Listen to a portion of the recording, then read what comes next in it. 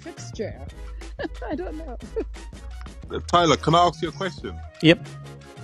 You know, I just noticed you got muted just now. Is that do you get that a lot on the club deck? Because that happens to me a lot when I stream on club deck. I keep getting muted like every 10 minutes. No, I muted myself. Oh, okay. Yeah, I'm having problems with club deck. It keeps throwing me off. And Maybe you're doing a keystroke for mute or something. I don't know what's going on. I need to message Pierre. I know, DJ, you must be having too much hand gesture. That's a hand gesture, notification. Oh. Yeah. Okay. So here we go, and let me grab this. Welcome back. Happy Saturday, everybody. I'm pinning the link to the Twitter account because that's kind of our secret sauce here at Tech News Around the World. And what we do is, as a group, and you're more than invited to participate, is we share tweets. And when people on stage or in the audience find a tweet or any story, honestly, that they find interesting, that they think we might want to talk about, simply create your own tweet from your own Twitter account and then include our Twitter account, TNATW, with the first letters of Tech News Around the World, so that we can see that. And we see all the tweets. And we pick the best ones, and then we share them, as we're about to do right now, by retweeting them out to our 6,152 followers. And it's a fun little game that we do. And so sit back and relax, and or lean forward and raise your hand and jump up on stage. Either way, there's two different ways to play it. So everyone on stage is a regular, no newbies today, although somebody named Islam has their hand up and wants to take their chance to be on stage here today. Welcome, Islam. And Dr. Fran, you have a hot mic. Okay. She's clapping, I think. Okay, so we're going to let's jump right into it. I got the air horn. There it goes. And then, Cheryl, I'll mod you if you'll I'll take for you. If you take the tweets and pin them to the top. Yes. Let's do that. Okay. So, here we go. So, the top story, we'll run through the top stories really quick, because on the Saturday edition, my God, basically we have to catch up on all of the tweets that we haven't done this week, and at the same time run through the top headlines. But thankfully, Saturday is kind of a slow news day, so it goes quite quickly. So the top one is from the Washington Post. It says that Meta, formerly known as Facebook, is just playing catch-up as Roblox, Steam VR, VR Chat, and other platforms have already developed metaverse-like experiences. In addition to announcing Facebook's rebranding to Meta on Thursday, Mark Zuckerberg delivered a number of lofty promises about the metaverse and its futures. Okay. It was billed as the company's vision for the future, but much of what Mark Zuckerberg promised about the metaverse exists today in video games. And this is by somebody named Gene Park. He's a reporter for the Washington Post. And I'm already getting the sense that Gene might not be the best person to write this kind of an article. So I'm just going to do a quick little search on Gene Park, Washington Post. Hopefully find his Twitter account. There it is. Check out his bio. Here it is. He's a games reporter. Okay. At Washington Post. Formerly from Cal State Fullerton. And, okay, Gene, as a game reporter for the Washington Post, let's see what you have to say about the metaverse. He says, while the metaverse isn't here and doesn't offer the interoperability Zuckerberg and many other gaming and tech CEOs aspire to realize in designing the next evolution of the internet, building blocks and runways had been established years ago, or years before Zuckerberg publicly announced his intent to turn Facebook into a metaverse company only a few months ago. Here's a quote. "I am dedicating our energy to this more than any other company in the world," Zuckerberg declared at the end of his presentation Thursday. That may be true moving forward, but Chinese conglomerate Tencent has been pouring billions into investments in the metaverse for some time now. In this regard, Facebook/Meta is playing catch-up. A number of Zuckerberg's promised future experiences can already be found in games, albeit separately. The metaverse vision is to unite them in ways that would make navigating everything as seamless as clicking a link on today's internet. That will be the challenge for game-making companies like Roblox and Epic Games, but as far as the experiences Zuckerberg aims to create, they've already accomplished that feat. If you have children, you may have heard of Roblox, but Roblox is not just a kids game. It is an already robust internal metaverse-like platform where moving avatars and items across apps is already possible. Your Roblox avatar and belongings persist and stay with you no matter which game experience you choose to enter while using Roblox.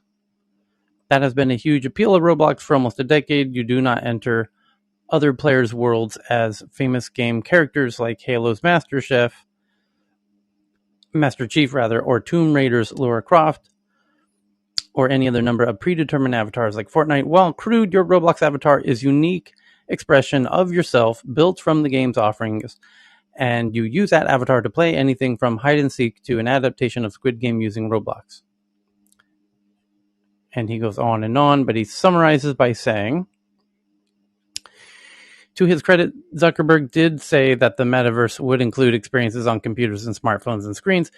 And this is my problem with this article.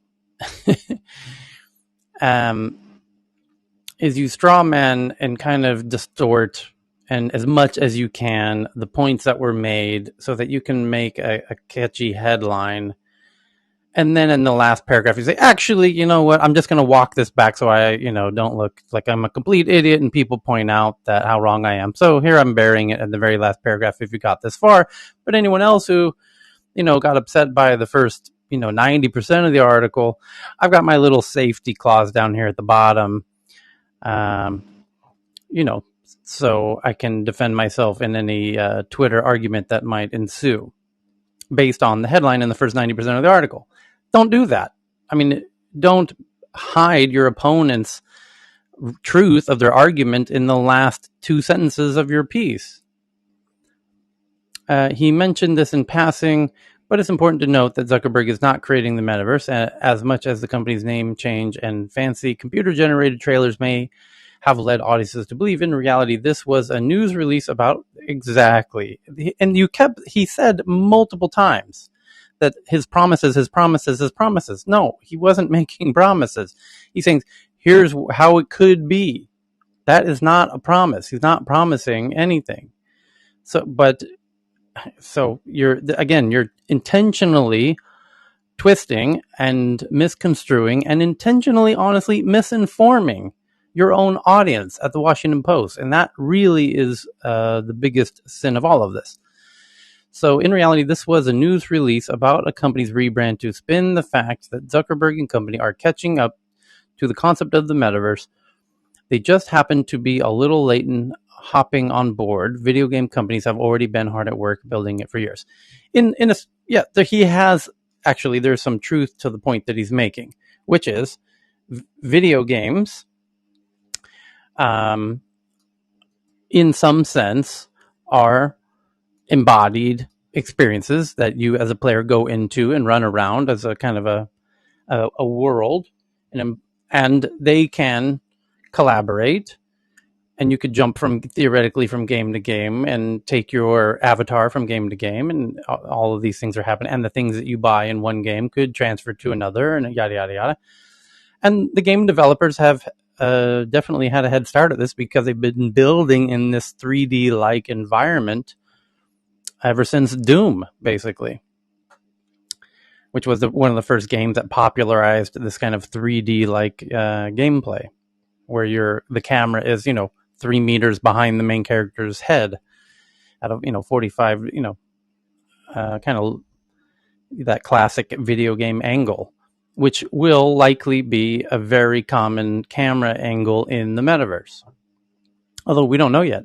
This is common in games as well, where does it make more sense to see your own avatar from behind or through your own eyes, which is kind of the classic VR experience. So, and many video games allow you to toggle between the two, honestly. And another third party camera view, like a whole other camera from the other side.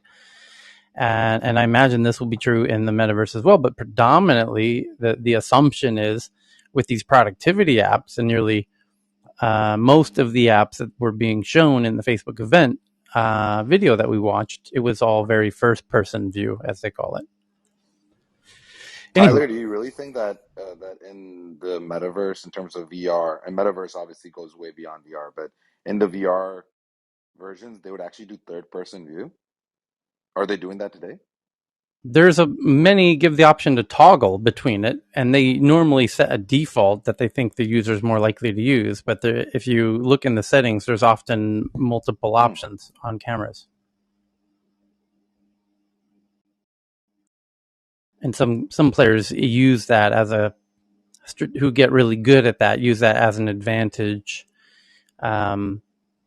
for their ability to get a little bit of a glimpse behind a corner if you're in a kind of an army simulation game or whatever, you know what I mean? Oh, that makes sense. Absolutely. Yeah. It's just it kind of goes against a little bit in terms of like being fully immersed. Right. But again, if the goal is to win, right. then immersion is not the goal. Yeah. Right. So the next one is from The Atlantic. It says Meta's promised metaverse. What is it with you guys like really trying to stick it to Mark here? Like, oh, you said this stuff now. Meta's promised metaverse is going to be boring and is meant to distract us from the world that Facebook helped break. Yes, Mark Zuckerberg, you broke the world, Mark. Tyler, it's because these industries have had to evolve themselves based on Facebook, and now they're seeing they have to evolve due to Meta, and they're getting frustrated and I'll tell you scared. this: the journalists should be shitting themselves, and you can tell they already are by this headline that we're about to read here from The Atlantic, because in that metaverse video that we saw, he didn't do it, but what would have been fantastic would be some avatar walks up to you and says, "Hey, did you hear what just happened? Here's all the most important news today." And it's just an AI. And then he could say, "That's how we're going to enjoy the news in the future." You know, and this is the first app we're actually going to focus on our $10 billion on building. It's a news app called Newsy. And hey, Newsy, how's it going? Oh, hi, Mark. I'm an AI. Do you want to hear what's going on? I already know what headlines you've liked in the past, kind of like a Spotify playlist. Here's your playlist of the news that I know is going to be most important for you in the most efficient way possible. Are you ready? Yeah. Okay, great. How much time do you got, Mark? I don't know. How's 3 minutes? Okay, great. Here you go.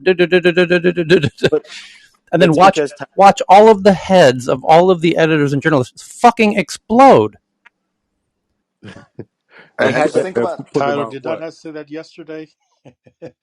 well, also like imagine even doing tech news around the world with avatar in the metaverse, right? And that's what's going to happen is you're going to see, people think social audio is the restriction of no video, but if you put it together with VR,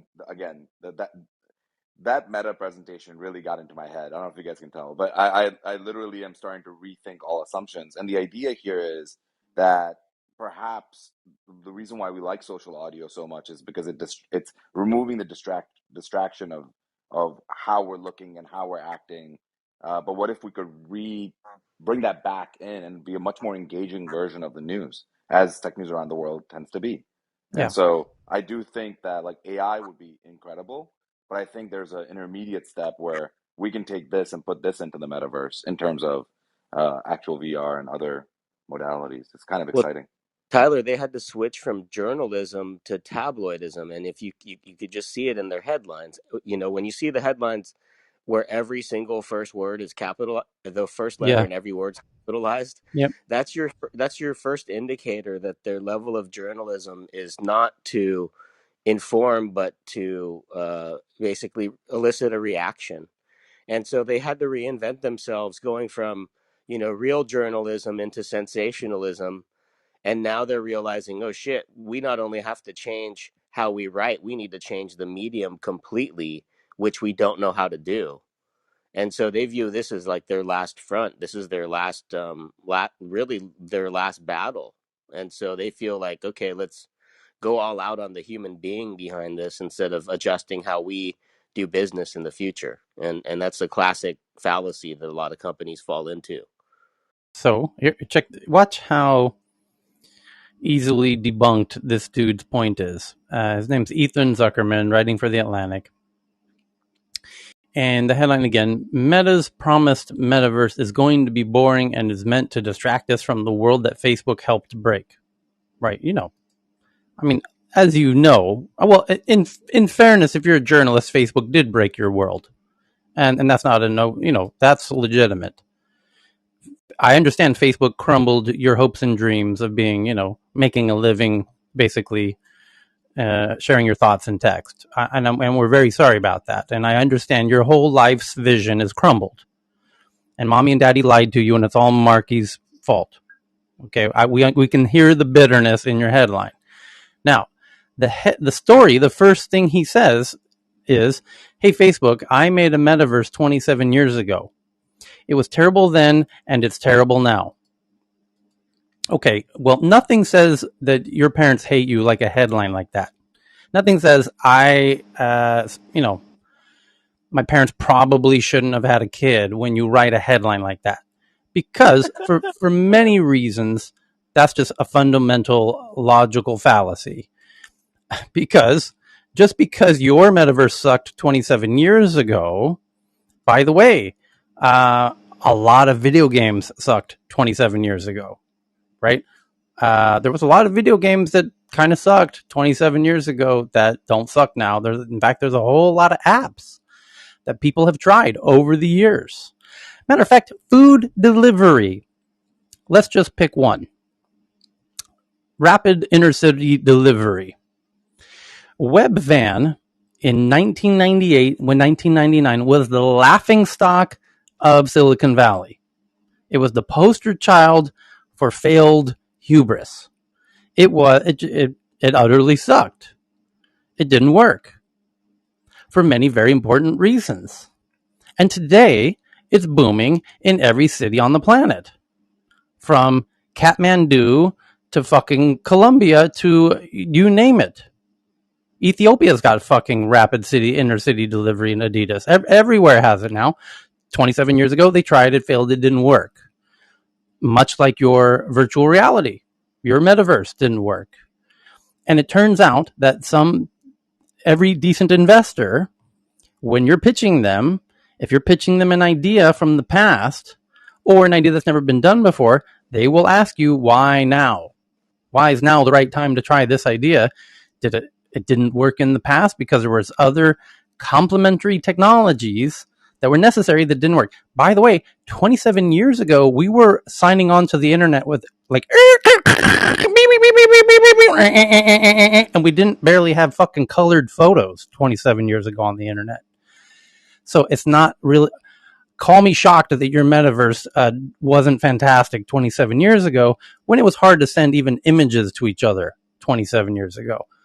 Hey, So, Tyler, this is yes. Elle. It's funny you say that. There's a really good documentary, I think it came out in 2018, called General Magic, and it talks about Mark Porat, Andy Hertzl, Tony Fadell, how they came up with all these technologies way before their time, and they sucked. And now they're like iTunes, Amazon, and all these big things now. So I Yeah. think they Everything just weren't ready. has its time. Everything requires other technologies to coordinate with.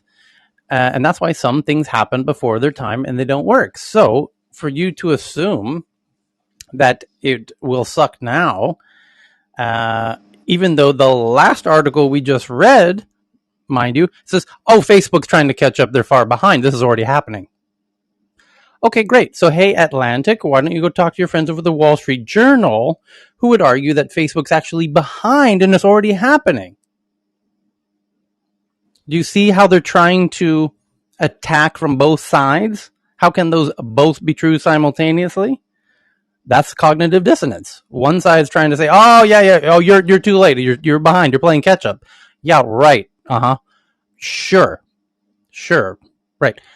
How many VR games are people playing? Buying? How many people are using Quest today? An incredibly small percentage. How many? This is by no means. This race has not even officially started yet. They're timing it perfectly. Timing I wise, mean, they couldn't be better where they are at right now with their timing of this event that they just did. I don't know when was that, Tuesday, Wednesday, whatever, Thursday. and where things are at with their new pro version of their Oculus headset coming out very soon. With they've got the wristband working, they've got other really interesting technologies working. There's a wave, and it's about timing, catching the wave. I gotta say, as somebody who grew up surfing on the beaches of San Diego, they're catching the wave. They're paddling into this wave pretty much right, perfectly timed, not too early. They've been at it for I don't know, eight. When did they buy Oculus, Dr. Fran? About 8 years ago. Oh, you have to ask JT is the numbers man, but it was a few years ago. But what I did want to say something. All of this stuff has been here, but what Meta represents is raising the bar, and we've hit a tipping point. So now the world is going to know about what's been going on. But it's been going on. I mean, people in Fortnite have been having major concerts. Heyman and I went to Live Opera last night in Alt Space VR. So, so all this stuff is going on. Meta is going to have to really be meta to pull all the worlds together. And I hope that Mark Zuckerberg isn't lying when he talks about the interoperability. Done. and actually, one thing I was saying was around market timing. So one example is mobile. People talk a lot about how, the whole, the power of NASA is in your hands now and all this stuff, comparing us to the 1960s. But, people don't realize that the first cell phone was built in 1973, right? If you guys remember Saved by the Bell, there was a cell phone. He had that big, if you guys remember that big The phone, and Zach then Morris phone. Zach Morris phone. And, to be honest, when we think about, when most of us at least think about the first quote unquote smartphone, we don't think about, IBM Simon. I'm aging myself a little, but, or, even the Palm Pilot. We think of the iPhone. And the iPhone is less than, what is it, 20 years old? Like less than 20 years old, 2007 or whatever. So, Last iPod's 20. yeah, so I mean, it just gives you a sense of market timing matters. We didn't have market timing is everything. I mean, Tyler's talking about when you're sitting in front of a VC, the number of times the VC will say, "Well, but why now?"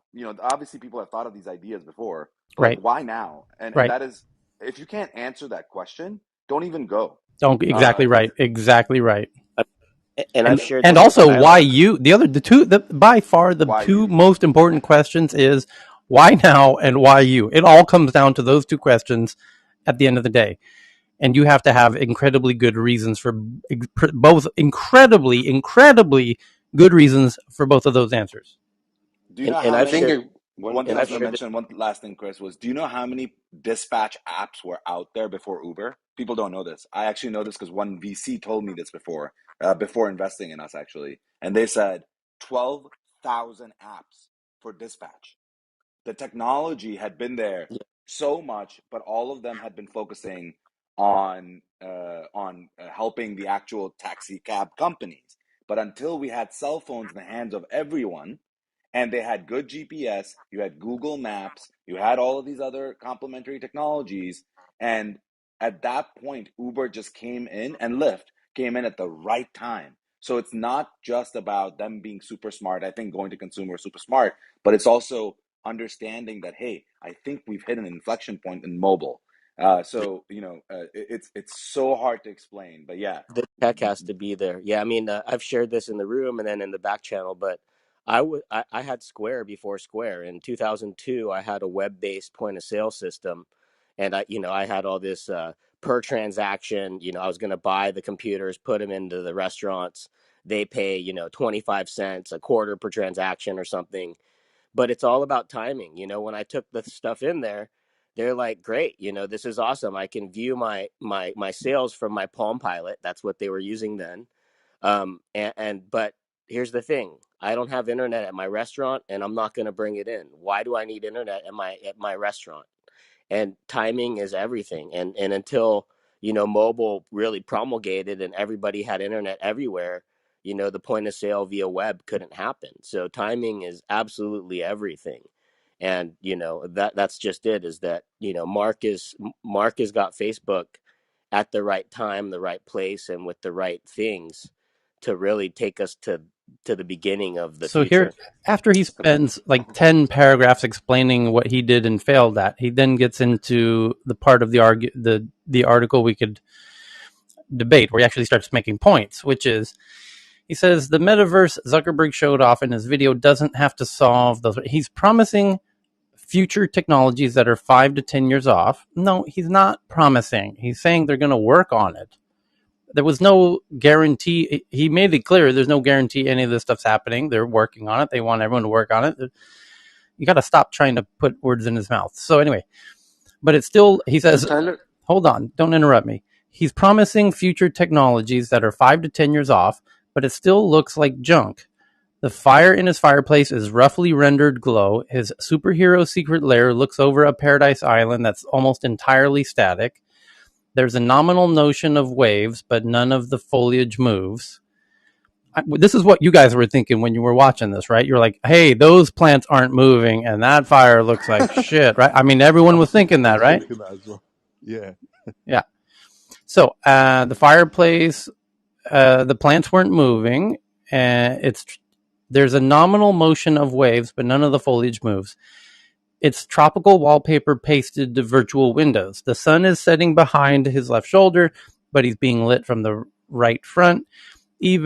Actually, it wasn't the lighting. I was paying close attention to that. I was really impressed with how the lighting team there was mimicking what was going on in that VR environment. Even with $1 bajillion to invest in video to relaunch and rename his company, Zuckerberg's team is showing just how difficult it is to create a visually believable virtual world. But that's not the problem with Zuckerberg's metaverse. The problem is that it's boring. The futures it imagines have been imagined 1,000 times before, precisely to your point about Uber predecessors.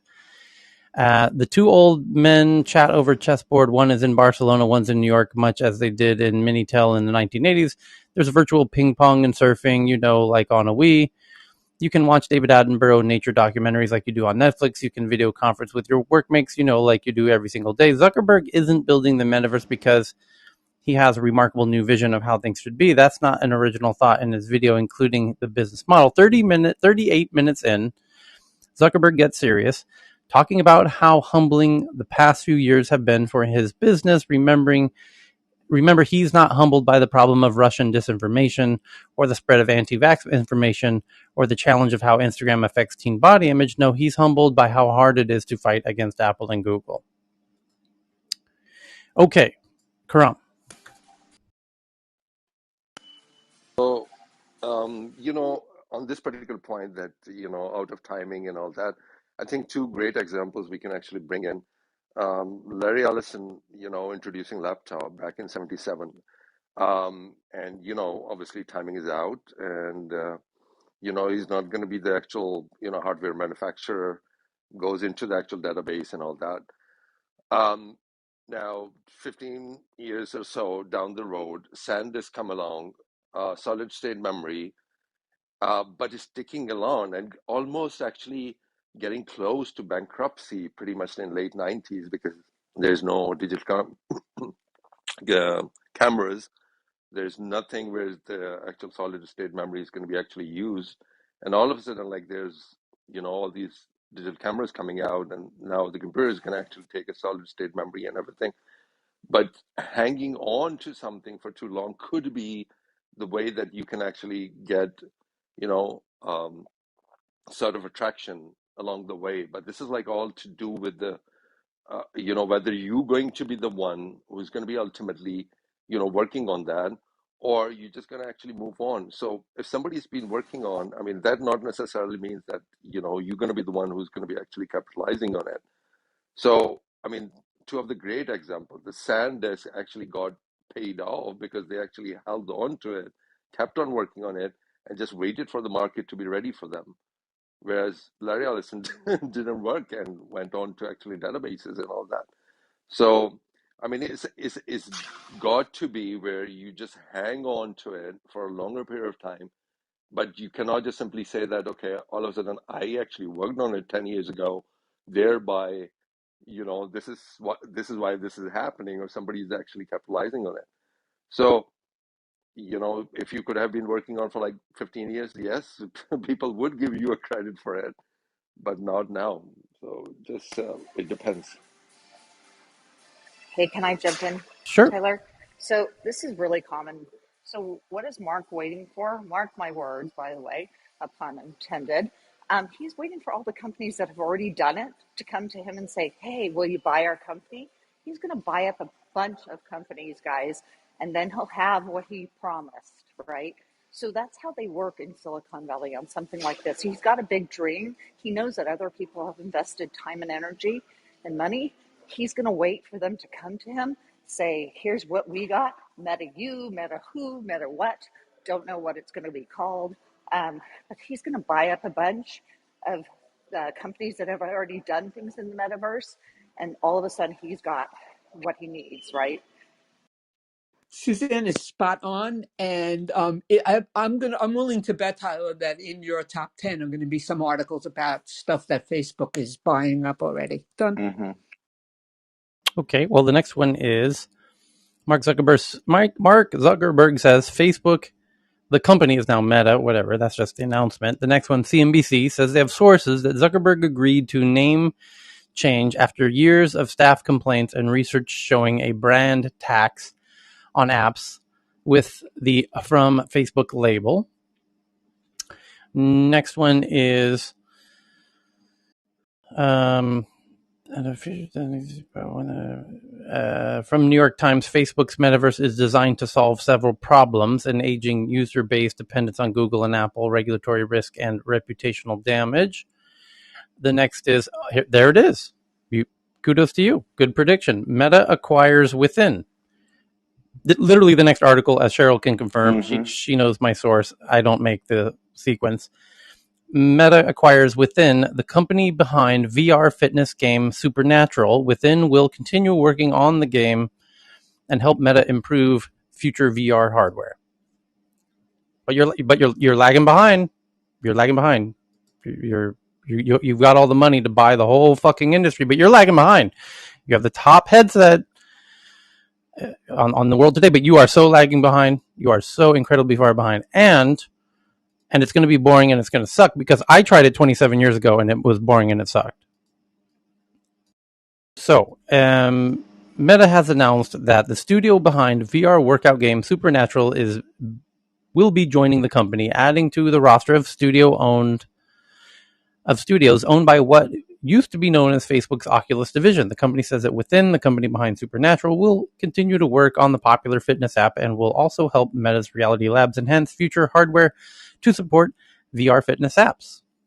That's awesome, because now you've got a team who's built a VR workout game who is joining the platform to help others build VR fitness apps. Do you see how that is a smart move if you are Meta, the company Meta, to hire the best developer in the space, bring them in house, and as a resource, for building out the ecosystem. That's brilliant. They should, yeah. So what I was going to say is what's really interesting is the kind of what Dr. Fran was saying around acquisition, and then what you kind of pointed to, Tyler, which is it is an acquisition of a game and a gaming studio, but it's really an acquisition to build out infrastructure. So that's what's crazy about Meta. It's sort of infrastructure as a service for VR. And yes, they're buying games, but think about what the future games that are built on this infrastructure will do to Peloton. Gone. Gone. Why would you ever sit, on a bike and not have a headset so you can actually see everybody else in the spin class? I mean, it's going to literally wipe away a lot of these industries that were built on, you know, pre-metaverse. And so I do the infrastructure thing here.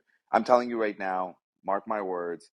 There's been a large number of VR infrastructure. I'm going to name one. I have no idea about this, but Embodied Labs is one example that is healthcare related.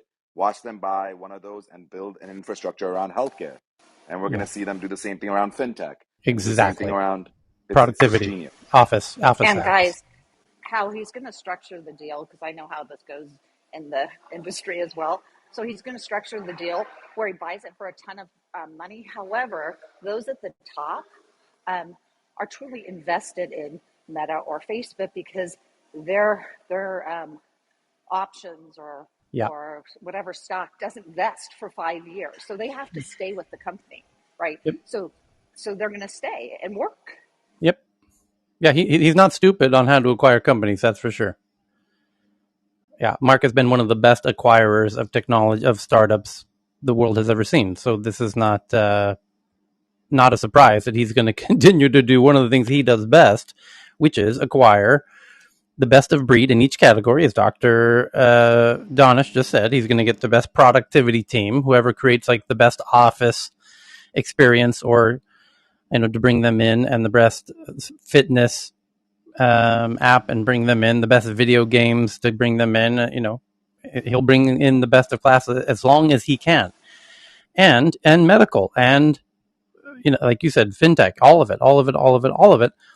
He, be, I mean, imagine if Apple had bought all of the top 20 revenue generating apps in Apple's ecosystem when they were Genius. just absolute, utterly genius. If Apple had one wish to go back in time, if you could go back in time at the start of the iPhone and you had one wish, what would it be? It would likely be that. It would be, we wish we could have bought the top 20 Do apps. you So, think so?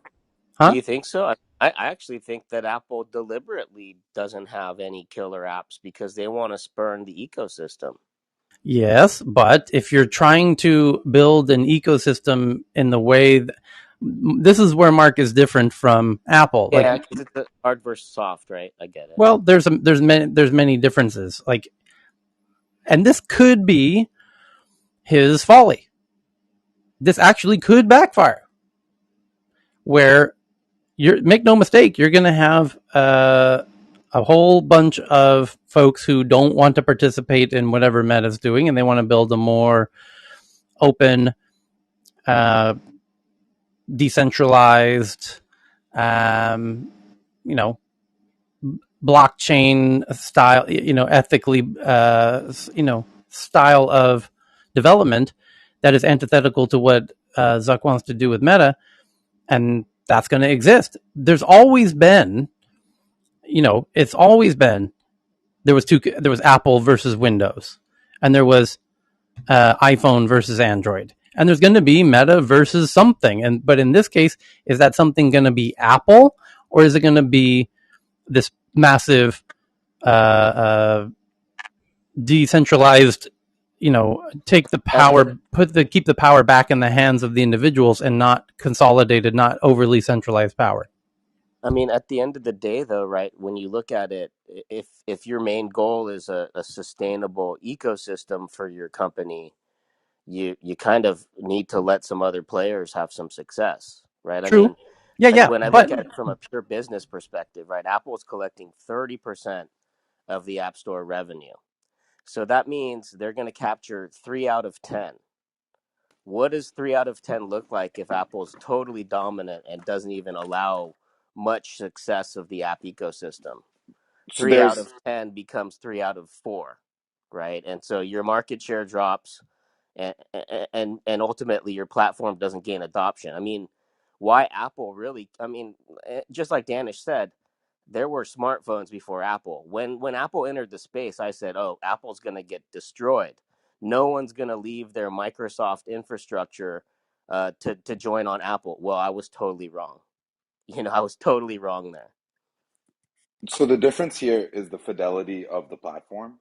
And what I think when you think about the smartphone platform, by, and first of all, they didn't just come out with the App Store immediately, right? So the App Store came later. So initially they did actually want to own everything, but it's a different mentality. It's the mentality around. So the goal actually initially was not to build an ecosystem. If you go back and you read about it, Apple actually, Yep, the you're leadership right. team had to convince Steve Jobs that, hey, we need an app store.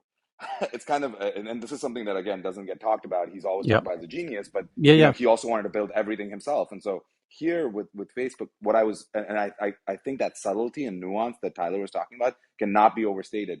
They did not buy within for supernatural. If anybody thinks that's the reason why they bought it, I will disagree with you, and we can take that offline and talk about it for hours. I actually completely disagree that they bought it for the game. They bought it for the people. They Yeah, bought it for the 1000%. infrastructure. They bought it so that they can talk to the people that are building at the edge Yep. what they should build at the core. That Yep. is, so what sensors should we put in Oculus 8? Yep. And that's why they're doing it. This is why it's genius. Yep. So by the way, this is the same thing that you want to think about. Facebook didn't buy WhatsApp for WhatsApp. Of course, WhatsApp was great. They bought WhatsApp so they can build a better messenger. He's done it before and they've thought through it before. And this is something that you're absolutely right, Chris. If they go head to head, that would be a big mistake because ultimately you're stopping your own ecosystem. But to be able to build for the ecosystem, you either have to have two things. And of course, I'm not an ecosystem expert, but what I've heard is you need two things. You either need to be very connected to the community or you need to have members of the community in your leadership. And one of those two things needs to exist. And I think they're saying, hey, look, it's really hard to always be connected as you grow and grow and grow to the edge of the community. So instead, why not have leaders within that community, the fitness VR community, in the organization, leading at the front end, telling us what the community wants, because they'll always be more connected than we could ever be. And it's just a different mentality. And I absolutely think he's going to win in this. I think Dr. we are Dennis, looking you into know, different. go ahead. We are just a quick one. We are reading it differently. We are talking about like in his own words, it's all about interoperability. It's not in terms of the actual, scenario that Apple has got the App Store, and then it's going to be ecosystem within itself. I mean, we cannot actually install Apple app like on any other platform. So in this scenario, it's very different. It's not somebody else XYZ is going to coming up and another metasphere, and they have to talk to each other. We are talking about like a new version of the internet. We are not talking about like another big giant tech company is going to be launching something, whether it be Oracle or Microsoft or Apple. They have to operate to each other. Otherwise, we won't be able to actually move from one to another. So it's an entirely different scenario. Yeah, Can I can throw I this out? Can I throw this out here just for a thought? And you guys can let me know if I'm on the wrong track here. But I don't know how many of you remember AOL when it first came out. You didn't hear me make the sound, Irvin? Come on, that was only 10, 15. So anyway, when AOL came out, we all jumped on it because it was like, oh wow, what a great idea. And we all had our little groups that we were talking and going back and forth. And then all of a sudden AOL came out with the fact that was the only way that we could connect to the internet. And I said bullshit because they start charging for that. And I said, why are all these people paying AOL to get connected to the internet when you can just get your modem and you can get on it for free? My thing about what Mark is doing is that he's got a group. Yeah, Facebook fans are going to probably opt into this, but he's not going to be the only person. And why would I go to Facebook to get on the metaverse when I can create my own or get in with some other community? I just think that there's a big disconnect for me here. Am I on the wrong track? Or please let me know. can I inject some Clay Christensen kind of thinking about this? So Clay Christensen, as most people are aware, wrote a series of brilliant books about innovation, and the way he characterized what we're parsing here is the difference between a walled garden and an open modular architecture.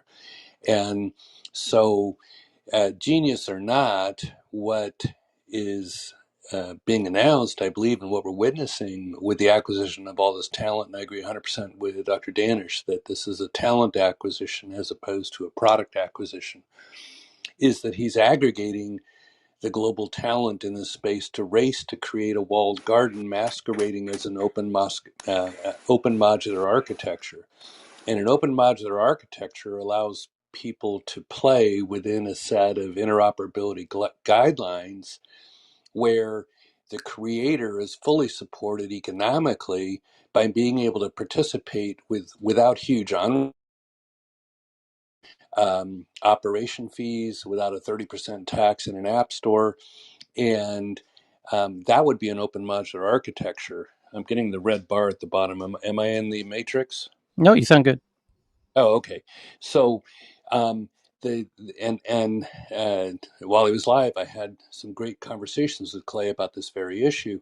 And what is very clear is that creating a walled garden initially is much easier because there's no ecosystem to knit together.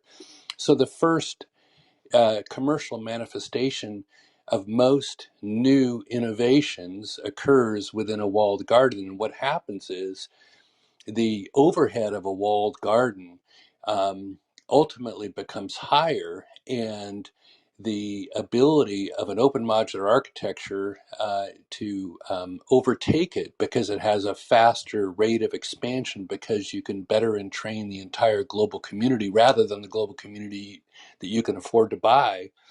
Um, and it overtakes it in terms of functionality versus time and usability versus time.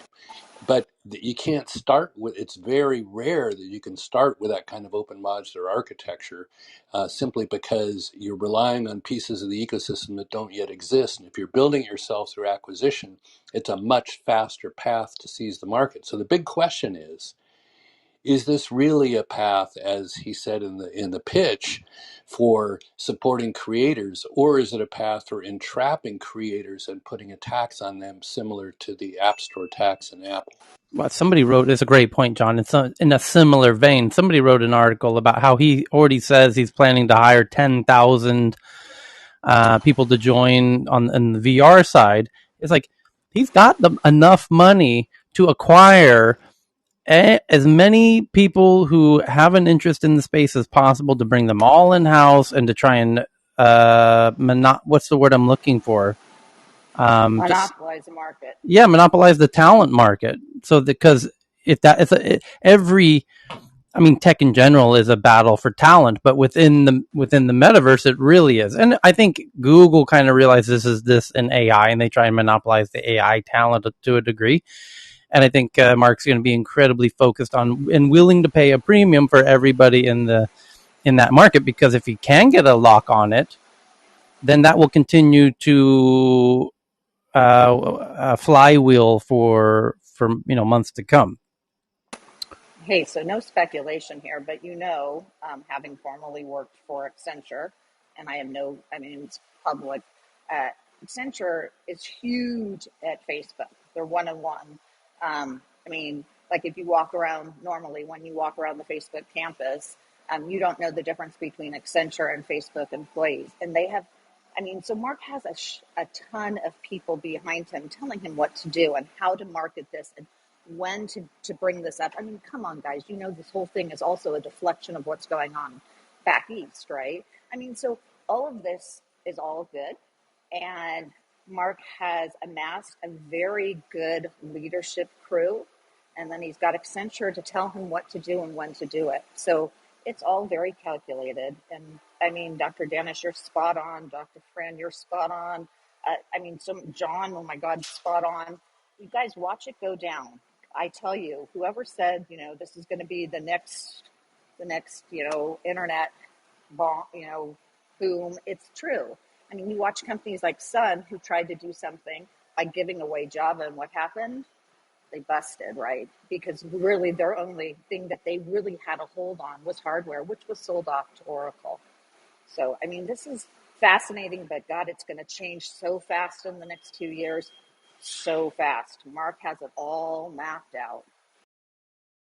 And that's precisely why journalists are going crazy. Sorry, Tyler. Yeah, well, there's the other thing is that it's going to be ad network driven, and in the same way that Microsoft's doing HoloLens. Microsoft doesn't really have an ad network.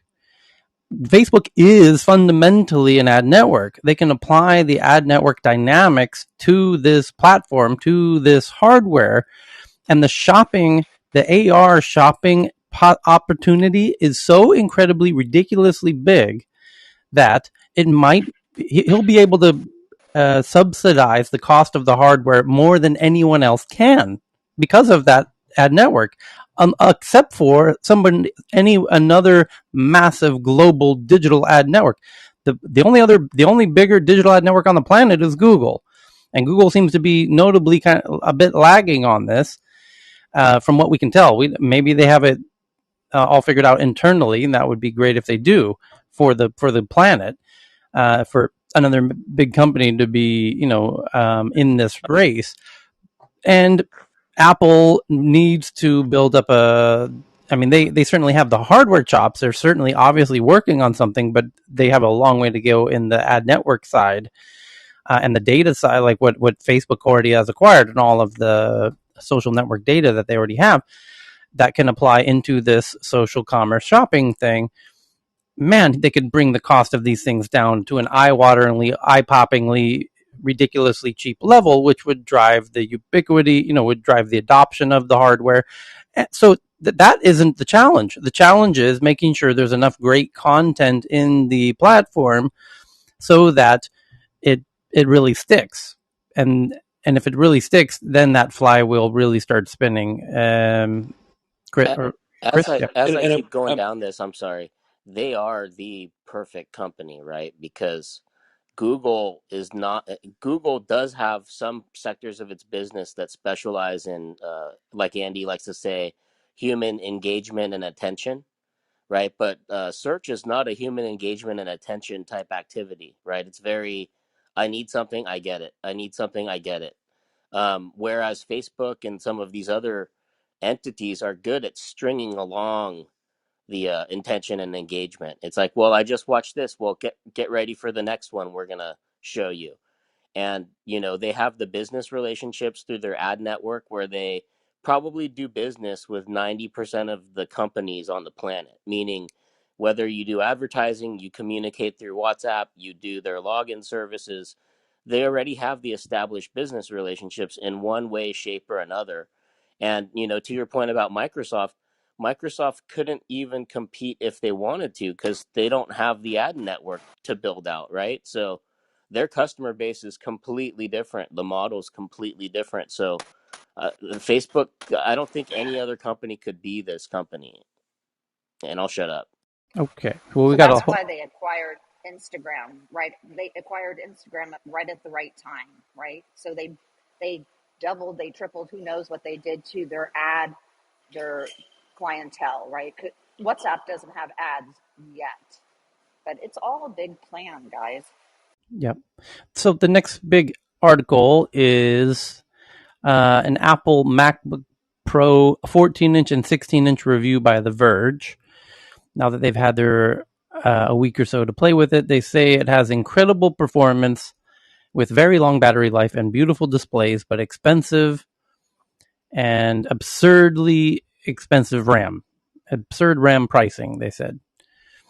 Apple's new Pro laptops right the wrongs of the past half decade. Let's start simply. The new MacBook Pros with M1 Pro and M1 Max chips are have incredible performance, long battery life, beautiful displays. They are expensive and have absurd RAM pricing.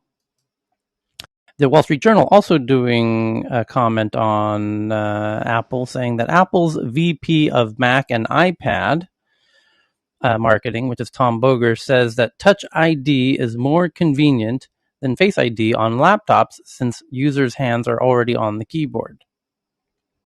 I can attest to that too. And then because you're using your fingers, you can do multiple account login with different enrolled fingers. So if you have to segregate your work from personal, it's very easy. You just touch your thumb for your home account, you touch your index for your work, if you need to set up another one. And sorry to jump on that, but I think that answers one of those issues. Is if you're using Face ID, you still need to tell the computer, okay, which account do I want to log into? Whereas I touch my thumb on my keyboard and it'll just switch automatically to that account. I touch my index, it'll switch. I mean, there's one or two extra clicks, it's not like you touch your thumb and all of a sudden you've warped to your personal computer, but it's very convenient. I'll shut up. Okay. Next up from CNBC, I'm skipping one, Cheryl, because it's not so relevant. Microsoft had a nearly $2.49 trillion market cap at the close of Friday, passing Apple's $2.46 trillion market cap to become the world's most valuable public company. And we'll see how long they can stay ahead of Apple. It's all driven by Teams. I've got to tell you, I hate that platform, but I see every single one of our customers using it. It's This Teams goes is back. reigning This supreme. this goes back to Chris's point. Like Microsoft on enterprise is no joke. Like companies use Microsoft, and they still do all these years later. And when they're going to use, now that all the companies are doing a lot of remote stuff, they're going to use Teams. And it's such a crappy platform. I just don't get it. I don't know why. I think It's it's just so because it's bad. integrated. It's It's so the bad. bane. It's the bane and glory of everybody's existence, right? Yeah. I I mean, guess it's because enterprise cannot change so dramatically. If you can come to Japan and see how the civil service work, you will faint. They just abandoned floppy disk. Oh, Japan just abandoned the floppy disk, yeah. Yes. And Cheryl's making the point that when you're in Tokyo, you do feel like you're in a kind of a weird Windows 95 world in a weird way. It's in a beautiful way, in the best way possible. Hey, Tyler, we have Ken down in the audience. He's Okay, got his hand. Yeah, I thank will you. bring him up. Okay, thank you. And Louis as well. And I think Louis wants to make a comment on the metaverse. Go ahead, Louis. Yeah, I really love this room because it gives me an opportunity to talk about what we've been doing for years. It'll give you a little insight to what Facebook has been investing to companies that they don't own. So they've hired a lot of us to do these very experimental projects that I didn't understand till now I'm in this room. They actually gave us money to do interviews. They didn't even care that I was in 360. They just did it in 180. So it was very counterproductive to the technology development of 360 degrees of VR. But that's an argument of a different space.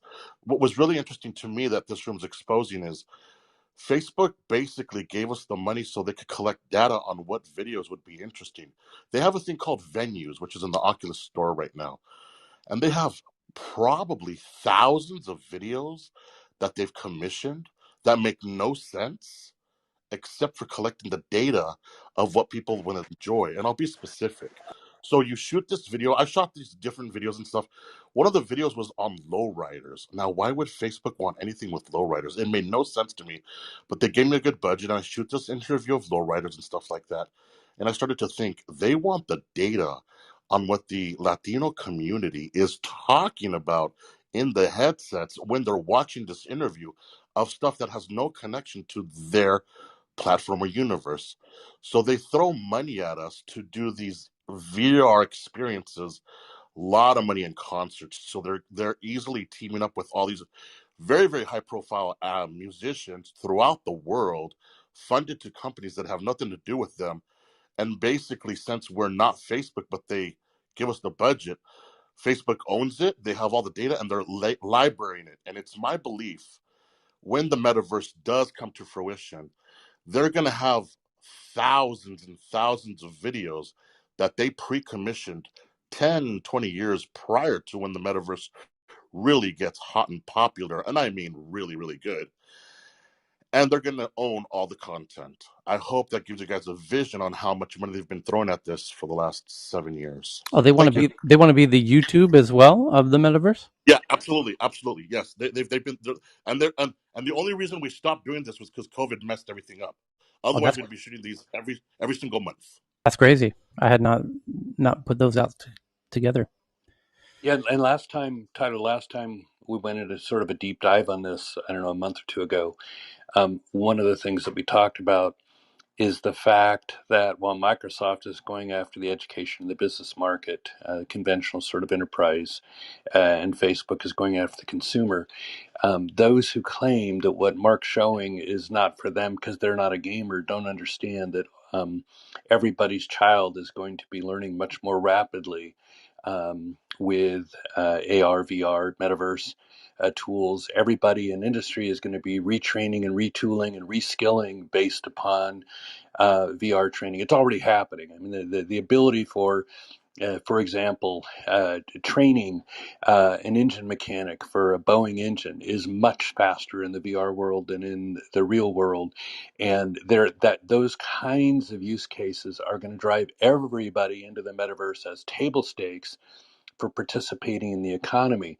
So any any sort of backlash that we hear from people, oh, that's just a gaming environment, doesn't understand how pervasive it's going to be in education and in professional training and skilling of all sorts, in learning how to do collaborative robotics, and so the sales channel, the ad revenue of the metaverse is ultimately what's driving, as you pointed out today and previously, is ultimately what's driving Facebook's play in this space. And they don't have to rely on just gamers alone to enter this space. It's going to happen through education and training. Okay. I agree 1,000%. The education piece is so incredibly huge. The Okay, next, can I yes, go jump ahead, in Vinny. on the Microsoft thing? Sure. Yeah. So I know we like beating up on Microsoft, but I use Microsoft Teams with enterprises a lot, and some of the new features they're coming up with, while there's a lot of bugs, they're bringing in speech recognition. Earlier this year, they bought Nuance. So if you take a look at Microsoft's acquisitions, they're doing some interesting stuff, and their growth is going to be driven by enterprise and, of course, LinkedIn, right? So once those two get integrated, you're going to see massive movement. So don't underestimate Microsoft. Okay. The next article is about Netflix from The Verge. It says Netflix employees at the heart of the Dave Chappelle controversy file charges against Netflix. B. Pagels Minor, I remember that name because that's the person who leaked the internal data, which is highly confidential, which she got fired for and may even get sued for, if I recall correctly. And who's pregnant? I'm somebody help me. Yeah. It says now it's telling more about her in this article. It says B. Pagels Minor, a black trans program manager, was fired while organizing a walkout related to Netflix support of Chappelle's comedy special, The Closer, which has been widely. No, Jesus, Verge, come on. This is your job. Your job is journalism, right? Your job is to relay the facts to the reader. Now, B. Pagels Minor got fired for leaking the data of Squid Game and or the Chappelle, the Closer data to which Variety, I believe it was. Who was the Ken will remember the name of the gentleman. And the is Ken, you're It was there. Lucas Shore at Bloomberg, right? What was his name? Lucas Lucas. Shore at Yes, Bloomberg. exactly right. Yes. Thank you. So, Yeah. that's why she got fired. You can't fire somebody for arranging a walkout. That's not legal. You can't do that. She got fired for leaking confidential information, which was really peculiar. It also said in that headline when it was revealed that she got fired, it didn't say the person's name. It did say they were black. It didn't say if they were trans, but it did say she was pregnant. You remember that? I do. Yep. So now B. Pagels Minor, a black trans program manager, was fired while organizing a walkout related to Netflix support of Chappelle's comedy special, The Closer, which has been widely condemned as transphobic. No, it hasn't. Some people. By the way, who's the lady who is transitioned after appearing on the Kardashians, the Olympian Bruce Jenner, who's Bruce now known Jenner. Caitlyn Jenner. Caitlyn Jenner. Thank you. So Caitlyn Jenner has now come out to defend David Chappelle, saying this is not transphobic. But Tyler, the reason the article is saying that, I'm not saying one way. Okay, what I'm going to say is this: this is the U.S. divide. You're seeing the U.S. political divide here because the left wing media says it says Chappelle was transphobic, and then Caitlyn Jenner, despite her transition, is actually a Republican and very often takes a Republican position. So. So that article, if they're saying that, is just because of the political divide of the media. There's left leading media and there's right leading media, and so you're seeing that bias right there. Sure. So the article let me start at the top. It says 2 Netflix employees at the heart of the Dave Chappelle controversy have filed labor charges against the company, alleging the streaming giant Netflix retaliated against them for engaging in a protected activity. Okay. B. Pagels Minor, a black trans program manager, was filed while organizing a walkout related to Netflix support of Chappelle Show comedy The Closer, which has been widely condemned as transphobic. That's number one. Number two, Tara Field, a trans software engineer, was suspended after posting a viral tweet thread about the issue. Netflix said it fired Pagels for allegedly leaking confidential information, a charge they have categorically denied. What? Categorically denied usually No, means they're guilty. no. Listen to this sentence, and this seems odd. Netflix said it fired Pagels for allegedly leaking confidential information, a charge they have categorically denied. How could they say it and then deny it? Oh, I think they're talking about that. Oh, Pagel categorically the denied. employees are denying that. The employees are denying that they leaked it.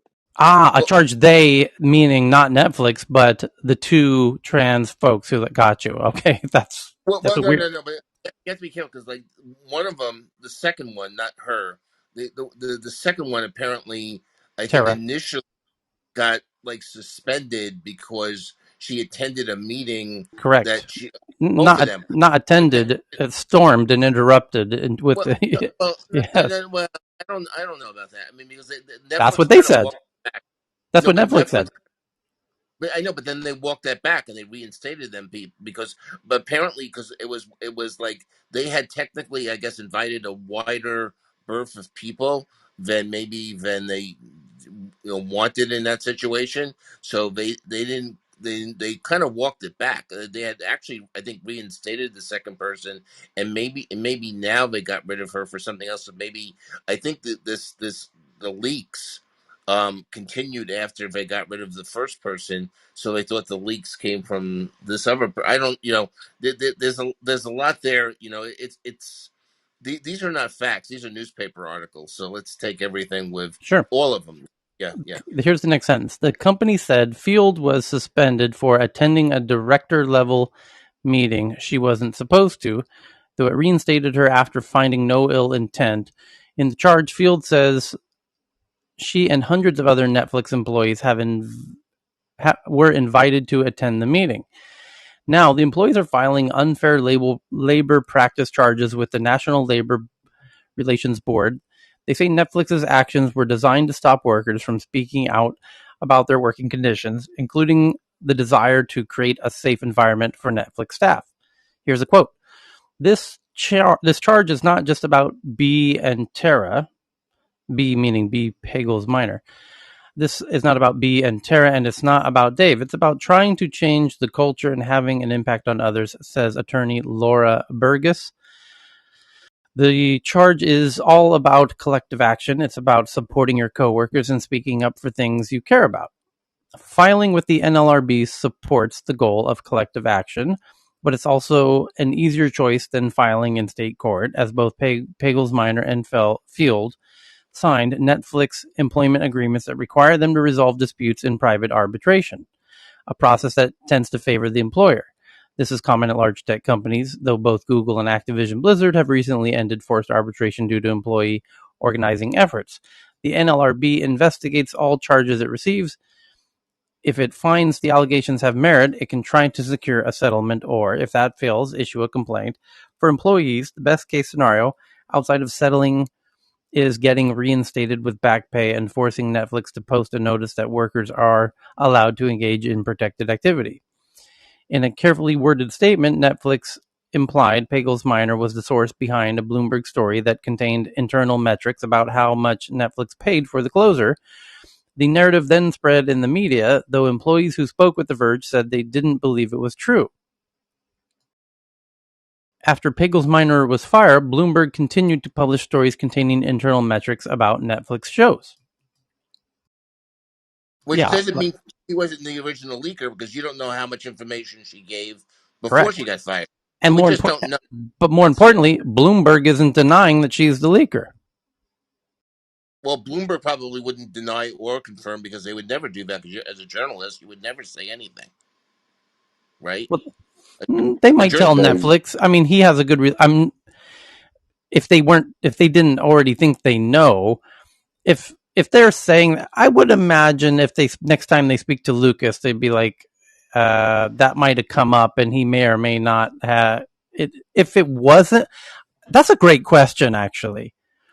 If it's not, if the company's going out publicly and firing, taking action and publicly stating, this person did this, we fired them for it. If Bloomberg knows that wasn't the source, Bloomberg, I assume, would say, actually, that isn't our source. But you're right, maybe they wouldn't.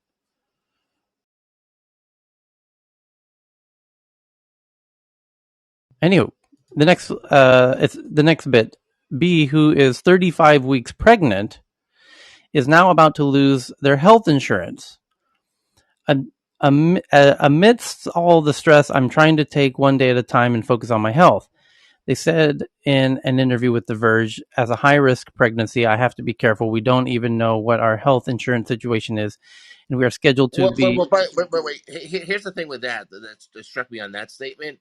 I mean, you know, she could always get Cobra for 2 months or 3 months, you know, because she's entitled to Cobra for 18. Actually, in California, longer than 18 months. In 18 months in the other 49 states, in California, they have California Cobra. She could stay on Netflix health insurance for 36 months. I mean, she has to pay out of her own pocket, but she's only going to need it for a few months anyway. So she can still continue with Netflix health coverage. They can't stop that because of the what we call the Cobra laws, which basically, for those who are not Americans, mean that you get to continue your employer's health insurance, the exact same plan with everything. You just have to pay the cost of it. I mean, which is not cheap, by the way, but it's this. You know, if you're And having I would absolutely think that most people would figure out how to come up with the money for Cobra for 2 or 3 months if you. and more and even beyond that, Ken, she could always go on the healthcare exchange.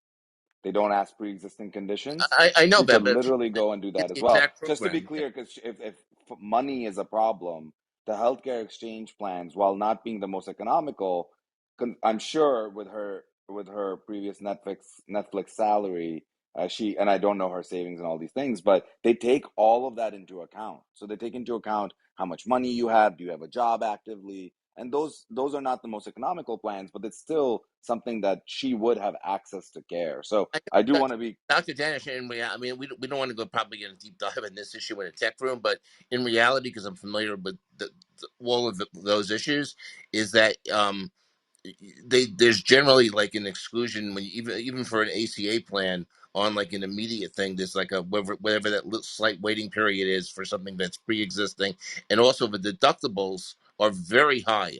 If you actually it started looking depends on the at. plan. Very like I've been yeah, I think you're not wrong, but you're also, if she's actively pregnant, healthcare exchange will work for her, so they won't but deny coverage for that. So I do want to be clear about this. The point here is more about the journalism, which is, oh my God, she's losing her health insurance, which is not a fair statement. They should say they should follow that statement up with saying, because it you know it again, it's about the narrative that's being built, which is we have a 35 week pregnant patient or person that has is suddenly going to lose coverage because big bad Netflix is getting rid of her health insurance. It's just not true. Like you said, Cobra gets into place. She has other options. I just feel like it's a way to make the story sound way, way worse. And I just don't think that's a fair characterization. Again, I actually don't know how I stand where I stand on this. I'm just saying, like, using that as an excuse to make this problem seem bigger than it is also not fair. I wanted to make sure that that was clear But because hang I don't on, want our hang on, friends hang on, to hang on. feel like Just an idea occurred to me here. If B. Piggles Minor wasn't the leaker, and she's being fired for it while she's pregnant, and is claiming I'm, losing health care while I'm pregnant, wouldn't she make a really strong case for demonstrating how she wasn't the leaker? exactly. And then there's also the California whistleblower law. I don't know if it would, apply at this point, but she also has that And to. how likely is it that Netflix would fire a pregnant person uh, who is in the midst of them accusing Netflix of being supporting transphobicness? Like that, They know something we don't Netflix. know. My Yeah. point is Netflix would be the person is black, trans, and pregnant. This is like the holy hat trick trifecta of people you don't fire. This has never occurred before in the history of sensitive employee firings. In California.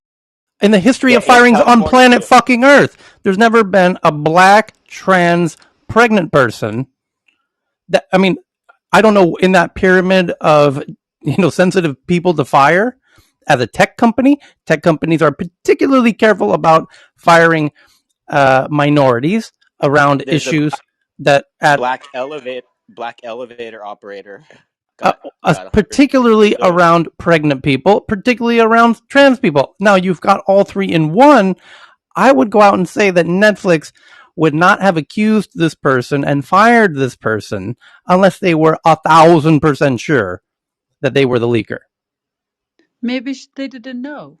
Maybe they didn't know who she was, that they fired someone just, low level person that they thought was a leaker, right? So they probably didn't know the full information is of who she is or who the person was, what the person's ethnicity and Well, sexual they orientation. didn't pick her at random. The only issue that she may have is that they thought it was her because she was the one who was going to lead the employee walkout over the Chappelle thing, which that she acknowledges. So but I mean, they didn't pick her at random. Okay, that's for sure. Okay. Yeah, and Messi, to your point, that they may not have known, and this may come across a little insensitive, but there's only, right now we have this huge issue in tech companies across the world that there's not that many people of color that are in the ranks. There are not that many, LGBTQIA plus employees, and so they actually have lots of programs and they actually do tons of mentorship, especially in tech right now to help foster that and grow that. So I would be in absolute shock if a California tech startup,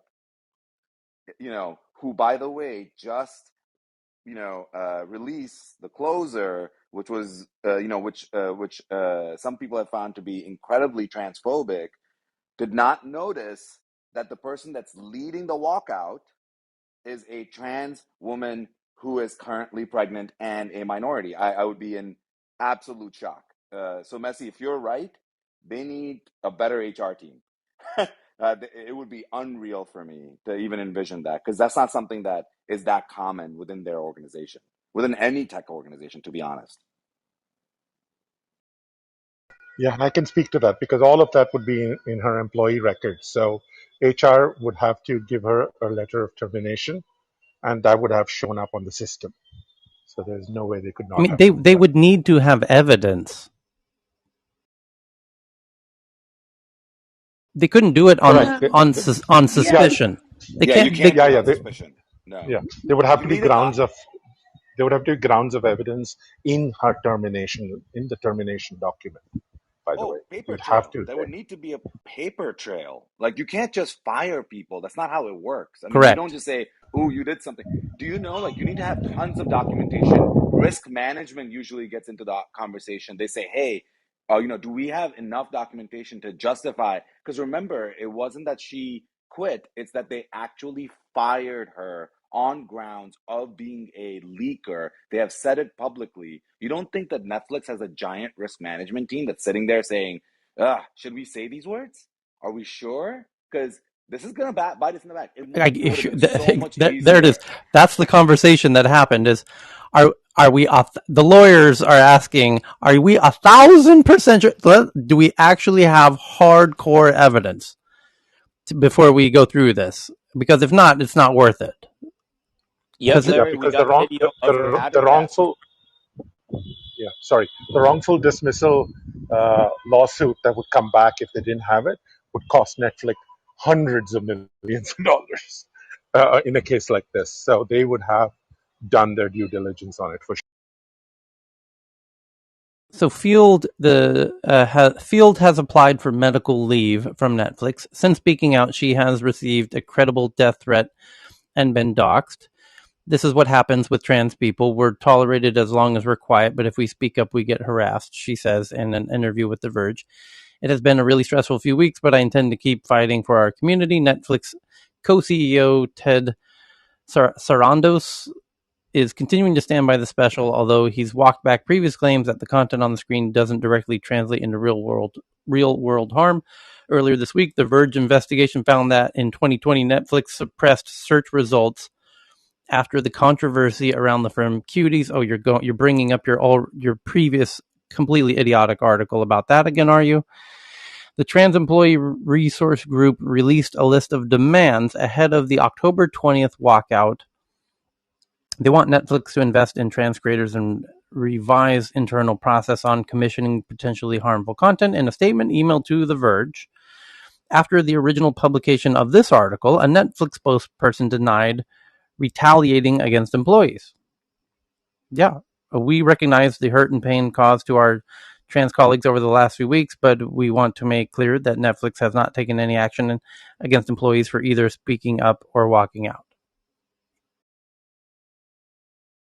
And it doesn't appear to me that they have. It appears they fired somebody for leaking information that would have happened to anybody who I does will that. say that with Tara Field, that suspension seems like an overreaction.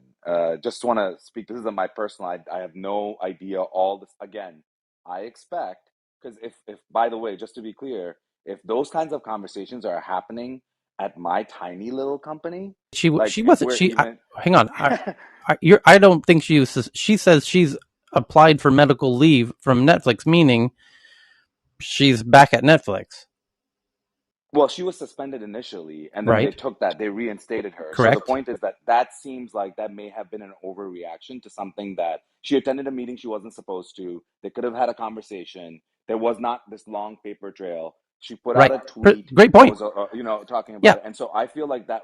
So that we know what happened was somebody got upset. Risk management again. These are Correct. lawyers and Correct. people that understand press and PR. Yep. They came in. They were like, hold on, hold on, hold on, hold on. Let's make Right. sure we don't do this. Now, what Correct. happened though, just to be clear, Netflix will pay for Tara Fields' situation because I 100% believe that she probably has been attacked on social media. I believe she has been attacked otherwise, and I feel sorry for what she's going through. And I actually do not suspect that this is all made up. I actually do believe she's going through hell right now because for no reason she was brought into the middle of all of this, and it's a very different. And I feel like what's really interesting is if again I can't speak for her. I understand what she's doing now, but by combining it with the other complaint, I think it's kind of making it murky. I feel like she has a much better case to go after Netflix and say, "What the hell, guys? why am I getting completely annihilated here for going to a meeting I wasn't supposed to?" Correct. Yeah. Well, right. And that's where the lawyers step in and say, "Hey, hang on, hang on, hang on, hang on. Let's look at the books. Let's make sure. Let's do a real proper." And which they were already meeting about the other person, anyways. And in the other case, it was cut and dry, clear decision. And in this case, it's Well, you know what? Maybe not put that. Maybe we should be, err on the side of caution here. And so the person came back, and now she is filed for medical leave. That's why I interrupted you, is because I think I see what you're saying. Though, is the initial reaction might have been a little bit of a overreaction, and which I think the legal team stepped in to say exactly that.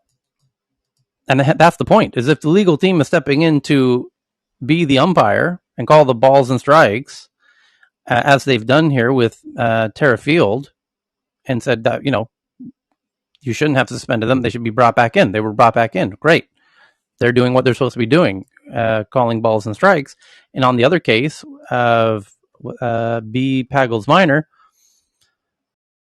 the legal team didn't feel it was necessary to err on the side of caution because they almost certainly have the facts. Like the legal, I can understand how the non-legal team might do something like that. That but that's just not going to pass the legal team unless you have unless you have actual proof. Unless they had, if they do not have concrete actual court proof, the legal team in no way would let them do that.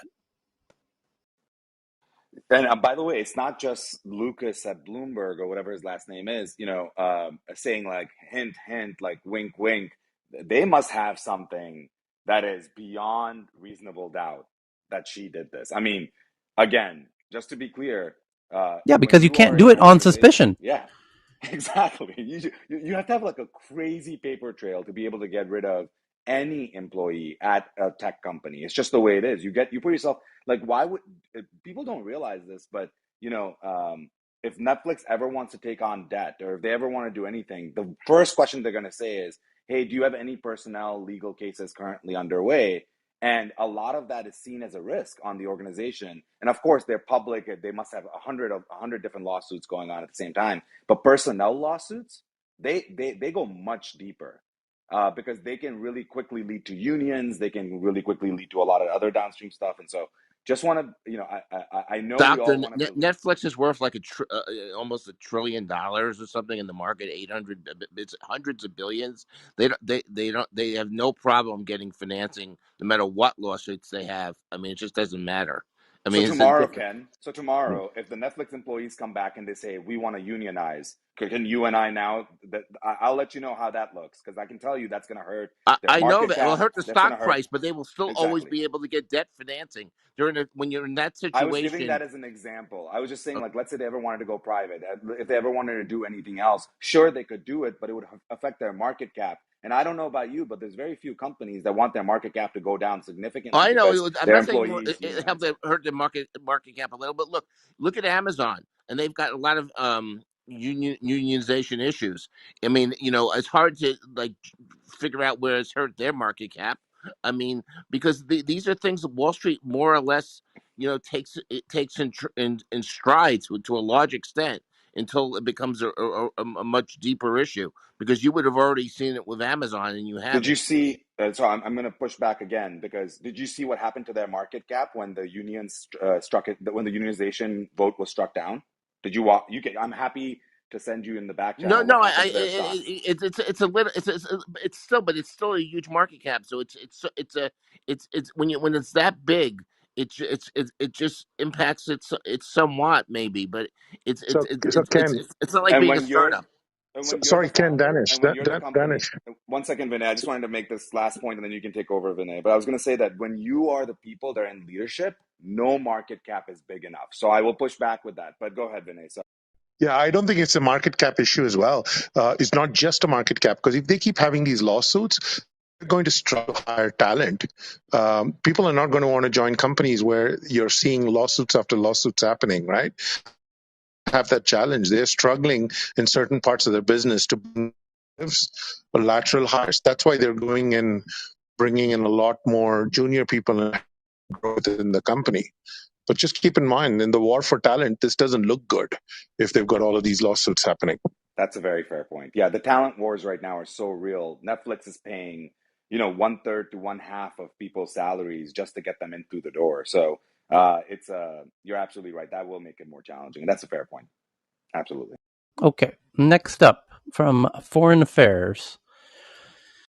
The headline says how the rhetoric surrounding techno-globalism has shifted from countries advocating for a free open internet to imposing limits to protect national interests, aka sovereign cloud.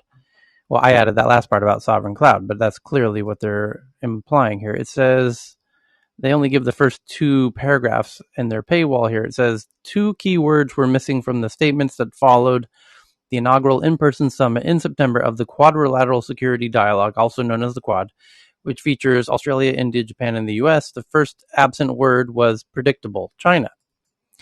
Although the country's growing strength is the clear geopolitical impetus for the Indo-Pacific grouping, officials are at pains to portray their efforts as positive and not about containing a rival.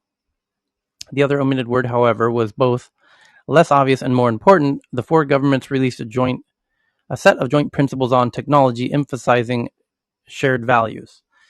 And a couple of other more important quotes here is where it says the democratic countries where techno-globalists were once unrestrained in their advocacy of open internet now have become preoccupied with technology's risks and efforts to piece together an international democratic rights-respecting coalition on technology governance will fail if they do not acknowledge that such a project is inherently a global one. No, not really. We could kick Russia out in a heartbeat, and that would probably be a great thing. So, it's a great point, though. This is happening. The initial premise is correct in the headline about how it used to be just this wild assumption that we would have this big open global internet, and now countries are getting wise about data. They've started to understand data and how it works, and so now they are doing what countries do, which is security, security, security, security at all costs. Securities over freedoms. I mean, that's just kind of this endless going process, and some more than others. China, obviously, is the most extreme, but yeah, we're going to start seeing two. I've been saying in this room for quite a while that we will eventually see two different internets, which is China's internet will start to grow into other territories. We're seeing it right now grow into Hong Kong. Every day there's more headlines every single day. The most recent ones yesterday was that China's now putting in tighter restrictions on the films in Hong Kong, both in theaters. So there's certain films they can no longer watch in Hong Kong, just like in mainland China. In mainland China, there's films you can watch and films you can't watch. And actually, it's more simple than that. There's just films you can watch. They approve everything you have access to. And they're now expanding that into Hong Kong. And what's so interesting about that is films exist in both physical world and digital. And so they are this interesting kind of amphibious, in the evolutionary metaphor. They're kind of amphibian. Film is sort of amphibious in terms of being both digital and physical. And if you're banning films, and China is banning films that they don't like, and more importantly, they're whitelisting films they don't like because it's impossible to constantly blacklist films. It's far easier to whitelist films. So they're whitelisting the films that the Hong Kongers can now view, and in theaters, and more importantly, online. And now you are stepping into the digital realm of the internet, where you're bringing the Chinese internet, which is basically just like films. It's every website and every app in China is whitelisted. There's no point in trying to, like Russia's trying to do, of blacklist things they don't like. You're going to play whack-a-mole for the rest of your life. There's just an endless tens of millions of sites to ban. It's just impossible. It's far, far simpler to do what China does, which is whitelist, and you just approve the properties that you approve, and everything else is banned by default. And if something good comes along, you approve it. And anything else comes good that you want to approve, you can approve it. So they're doing this with films, both offline and online. That means they're now bringing a piece of the Great Firewall of China to Hong Kong. And inevitably, they will bring the whole Great Chinese Firewall to Hong Kong and to other territories, perhaps Macau. No doubt if they ever took Taiwan, they would bring it to Taiwan. And the countries where they are doing heavy investments, like Pakistan, like Sri Lanka, They might include it, or parts of Africa where they bring their own 5G infrastructure, their Huawei towers and China Telecom into Africa, and their central bank digital currency, which they're also bringing through the Belt and Road Initiative. They might make their internet as part of the package. So it'll. This is my point about the bifurcation, the balkanization of internet. Yeah, it's happening.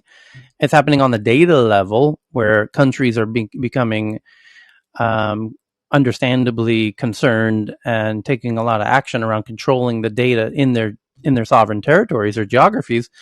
It's called sovereign clouds. I mean, this has been going on for quite a few years now, and we've read the articles here of those contracts, and it's Amazon and Google and Microsoft, the three usual suspects, all pitching every country on the planet. Let us, provide your sovereign cloud for your country for all of your data that happens in your country. And those articles are very interesting because some of them have gone into details as to how they work. Where they in Germany, for example, they allowed Deutsche Telekom, who's a German company, to be the gatekeeper, the ombudsman, the custodian of the cloud for Germany on a technical basis. Google provides the infrastructure, but all of the keys and permissions are all managed by Deutsche Telekom. So it Hey, is different Tyler. clouds. Yeah. Yeah, if I could inject something that you've alluded to in the past as well, because it's very germane to what you're building as an argument, and that is that these sovereign clouds are in part a reaction to the U.S. hegemony in the FANG infrastructure, Yeah. but there's a different lens to look at it through. It wouldn't matter where those companies originated as a nation state and a home base. It just happened that Silicon Valley was ahead of the rest of the world in developing these things. But sovereign nations would have rebelled against any multinational of the type of a FANG member from any region of origin. And just as you pointed out with India and other countries who are trying to get their own unicorn factories rolling, there's an opportunity there. And part of it really becomes the centrality of data ownership and data management. And so this is almost a battle between nation states and multinationals more so than it is between nation states and the first nation state to really capitalize on the tech revolution. Uh, Tyler, real quick, and to John's point, Faraz used to talk about this a lot when he was in here, but the Cloud Act that allowed, basically any U.S. based companies that had servers anywhere, the U.S. had the ability to access those servers, I believe. How much do you think that leads to this, John and Tyler, in this discussion? The fact that the U.S. seemed to have sovereignty over the infrastructure of the FANG network. Sorry about the kids screaming. And allowing the U.S. Authorities and wherever these servers were at. Do you think that leads to a lot of these issues as well? I wasn't paying close I, attention. I had an I can incoming Tyler. If you want to take a crack No, at it, go ahead. I didn't hear the full question. I did not hear the full question. I heard the Hey question. guys, I can do a real quick thing about that because in Sweden, for instance, the authorities and regional governments do not accept anymore cloud providers, AWS, Azure, Google, as service providers. So if you are a health company and you go in and say, "Hey, we want to start serving your patients," they'll just say no, because your stuff is in the wrong place. I mean, it's the cloud provider headquarters in the States, so we're just not going to do this. Um, but there are many who are already doing because there are agreements that need to kind of be that are still in force because they've been procured. But when they run out, that's when the switches are going to start happening. The procurements are going to have that as a requirement. So that's just maybe one aspect of that. And I've heard it also in France when we were there talking with some public actors. And they're usually really particular about that. But yeah, it's going on. Okay, next up is a New York Times piece about Andreessen Horowitz. And before I read the headline, some critical context that no doubt will be missing from this article, which is in the battle between journalism and tech, the tip of that spear on each side, representing team journalism, is the New York Times. The New York Times is the most aggressive towards big tech. On big tech side, the outfit that is most kind of representative of big tech in how it fights journalism is Andreessen Horowitz, who is the main investor of Substack, which is where they are enticing journalists to leave the big journalistic outlets like the New York Times, very notably, and where in fact, what's her name, Reese, not what's her name, not Oh, Gabby you're Reese. talking about, I know you're talking about Yes, uh, uh, um, Barry or Barry from Barry Weiss. Thank you. Yes, Barry Weiss. Barry Barry Weiss. Very Weiss. wise. Barry Weiss did leave the New York Times and now is on Substack as an example. And Substack, the main investor is Andreessen Horowitz, and that journalists see Substack. And for those who don't know, Andreessen Horowitz is, I think, the main funder of Clubhouse, right? Correct. And they're the main funder of crypto. In terms of VCs, they are by far one of the most active VCs in the crypto space, and they clearly have no love for the New York Times specifically, and kind of this anti-tech journalism. They've been the most outspoken, let's say, against it. And so when we read the headline that I'm about to read by the New York Times about Andreessen Horowitz, you can bet everything in your crypto bank account that this is going to be not a very friendly down the middle piece. This is their main, what they see as one of their main enemies. So, with that having been said, here we go. It says, big hires, big money, and a DC blitz, the bold plan to dominate crypto. The Silicon Valley firm Andreessen Horowitz, whose founders played big roles in the development of the internet, aims to own a huge part of digital currency world and set the rules for it, too. There was a lunch at the French Bistro near Congress with Senator Kirsten Gillibrand of New York and a meeting with some of President Biden's top executive aides. Then came a private dinner with a major financial regulator. The topic was always the same: how to win the future in the global race for cryptocurrency dominance, at least from the perspective of Andreessen Horowitz, the Silicon Valley venture capital firm that dispatched a team of Washington insiders to make its case during a recent 5-day lobbying blitz. At a moment when technology companies have a bad odor in Washington, and as the fast-evolving crypto industry is drawing increasing scrutiny from lawmakers and regulators, Andreessen Horowitz is pursuing a particularly audacious plan to both own big chunks of the emerging world of digital currencies and have a hand in writing the rules for how it will operate.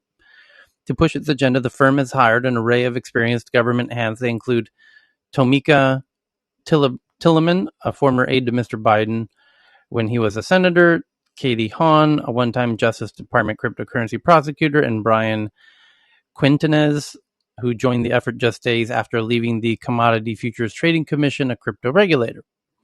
Already Andreessen Horowitz, also known by the nickname A16Z, has funded at least 50 crypto startups, with several new deals announced weekly, making it the largest crypto investor globally. This summer, it set up a new $2.2 billion investment fund to profit off the rapid growth of cryptocurrency and the technological and financial architecture behind it. It also is a major investor in Coinbase, one of the largest cryptocurrency exchanges, along with a number of newer startups. The firm has brought on so many people with industry expertise that the hiring spree has become a running joke on Twitter.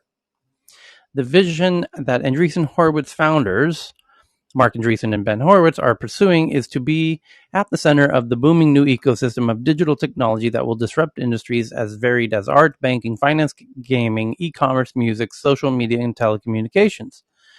The regulatory proposal highlights issues with general bipartisan support, overcoming China's head start in digital currency and payments, reclaiming America's role as a leading technology innovator, and expanding economic opportunity. Here's a quote. To the extent policymakers can get access to good information, that is going to help them solve their problems and also enable the next generation of the internet to flourish in a way that's going to be good for us. Mr. Tillman said that's mutually beneficial. But the proposals, outside experts who have examined them say, are far more about self-interest than social or national benefits. Did I tell you this was going to be a hit piece? It didn't sound like it for the first 4 paragraphs, did it? But here it comes. Rest assured, I told you to go ahead and bet everything in your bank account, did I not?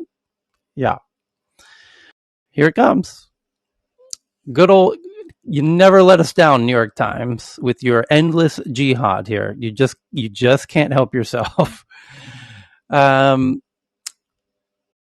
But the proposals, outside experts who have examined them say, are far more about self-interest than societal or national benefits.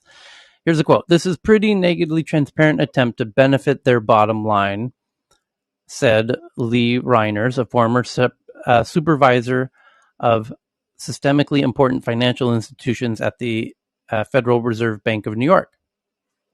Draft legislation A16Z is circulating would give the companies it has invested in a leg up by exempting related entities from certain tax reporting, consumer protection, and anti-money laundering requirements. Here's another quote. This is a classic case of asking the fox to design the henhouse, says Rohan Gray, a finance lawyer and law school professor who has advised congressional Democrats on legislation to regulate digital payments that is pending in the House.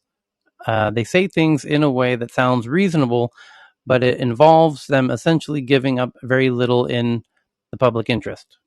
Rachel Horowitz, a spokesperson for A16Z, said, the company welcomed this debate. We are making big bets on founders and ideas with the potential to shape the future in the hope that they'll topple the gatekeepers and middlemen of the past, she said. From its inception in 2009, Andreessen Horowitz has trumpeted a different approach to venture capital, blah, blah, blah. It promoted the cult of the founder, the idea that a hard-driving entrepreneur who start a company are best positioned to lead, and instead of just supplying capital, it offered help with recruiting, sales, and marketing. And then they just go on to talk about the foundations of Andreessen Horowitz. As venture capitalists, Mr. Andreessen and Mr. Horowitz aggressively raised money and outbid rivals, blah, blah, blah, blah, blah. Andreessen Horowitz models itself after a Hollywood talent management firm, creative arts agency, which embraced the outsized ambitions of representing every Hollywood star, blah, blah, blah, blah, blah. And they just go on and on with the hit piece. And the main assertion in this piece is, which is totally patently absurd on the face of it, is that they're somehow trying to carve out special exemptions for their portfolio companies with their proposals that they are taking through their Washington lobbying efforts. Which anyone... It probably is mostly true, because you have to think about something. Andreessen Horowitz has a lot of outside investor capital, which they're a fiduciary for. Okay, and you just don't go out and spend, all of that money on a social cause that you might happen to, like or something. They obviously think it's in the benefit of their the companies they've invested in and their funds investors. That's why they spend this money. I mean, Yep. not that there's anything wrong with that, So let's be but logical and rational about this for a second, Ken. They already invest in 50 crypto companies, which cover every aspect of the crypto space. it's okay. Right. Yeah. So So, it's going to be there. Each of those companies have dozens of very direct competitors. It's going to be all right. nigh The impossible. only sentence I got wrong in the whole thing is that you can't really write a piece of legislation that just benefits their companies versus Correct. all the other ones. So Precisely the you are point. correct in that one sentence. Yes. But generally, they're not doing this out of some sort of Correct. social endeavor. They're doing it because it's Ob- oh, that's obvious. Capitalists are going to capitalize, but to make the point of this article is not that. The point of the article is that they're trying to carve out special exemptions for their companies. That just isn't fucking possible. That, I mean, Well, again, I don't agree with that. Go I ahead, think Donna. that's exactly what they're trying to do. How would They you how have would you make an they're exemption for Coinbase the and not no, Kraken, for Coinbase example? is not the issue. Coinbase is No, not let's go securities. ahead and address what came out of your Well, mouth and Coinbase address my is already question. Coinbase is already a public company. Where they're focusing is where the regulation is coming down, which is on DeFi. Right. They are the Well, now largest you just contradicted participants. yourself. No. The regulation is going to come down on DeFi. They want to mitigate that, and they want to have things like Hester Pierce's, you can hang around for 3 years, and then we'll see if you're sufficiently decentralized.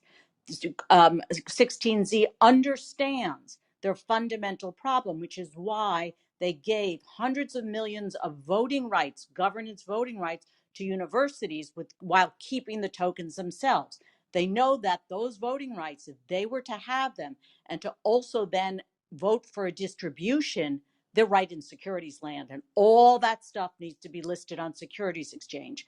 They are the key drivers of DeFi, and that is where they want Great. to That's not what we're dampen talking about. regulation. Yeah, Okay. that's a lovely conversation that we're not having. The conversation we're having over here in Tech News Around the World at the moment is how on earth could you try and get policies that benefit, for example, to be very specific, Coinbase, but not their nearest competitor, for example, Kraken.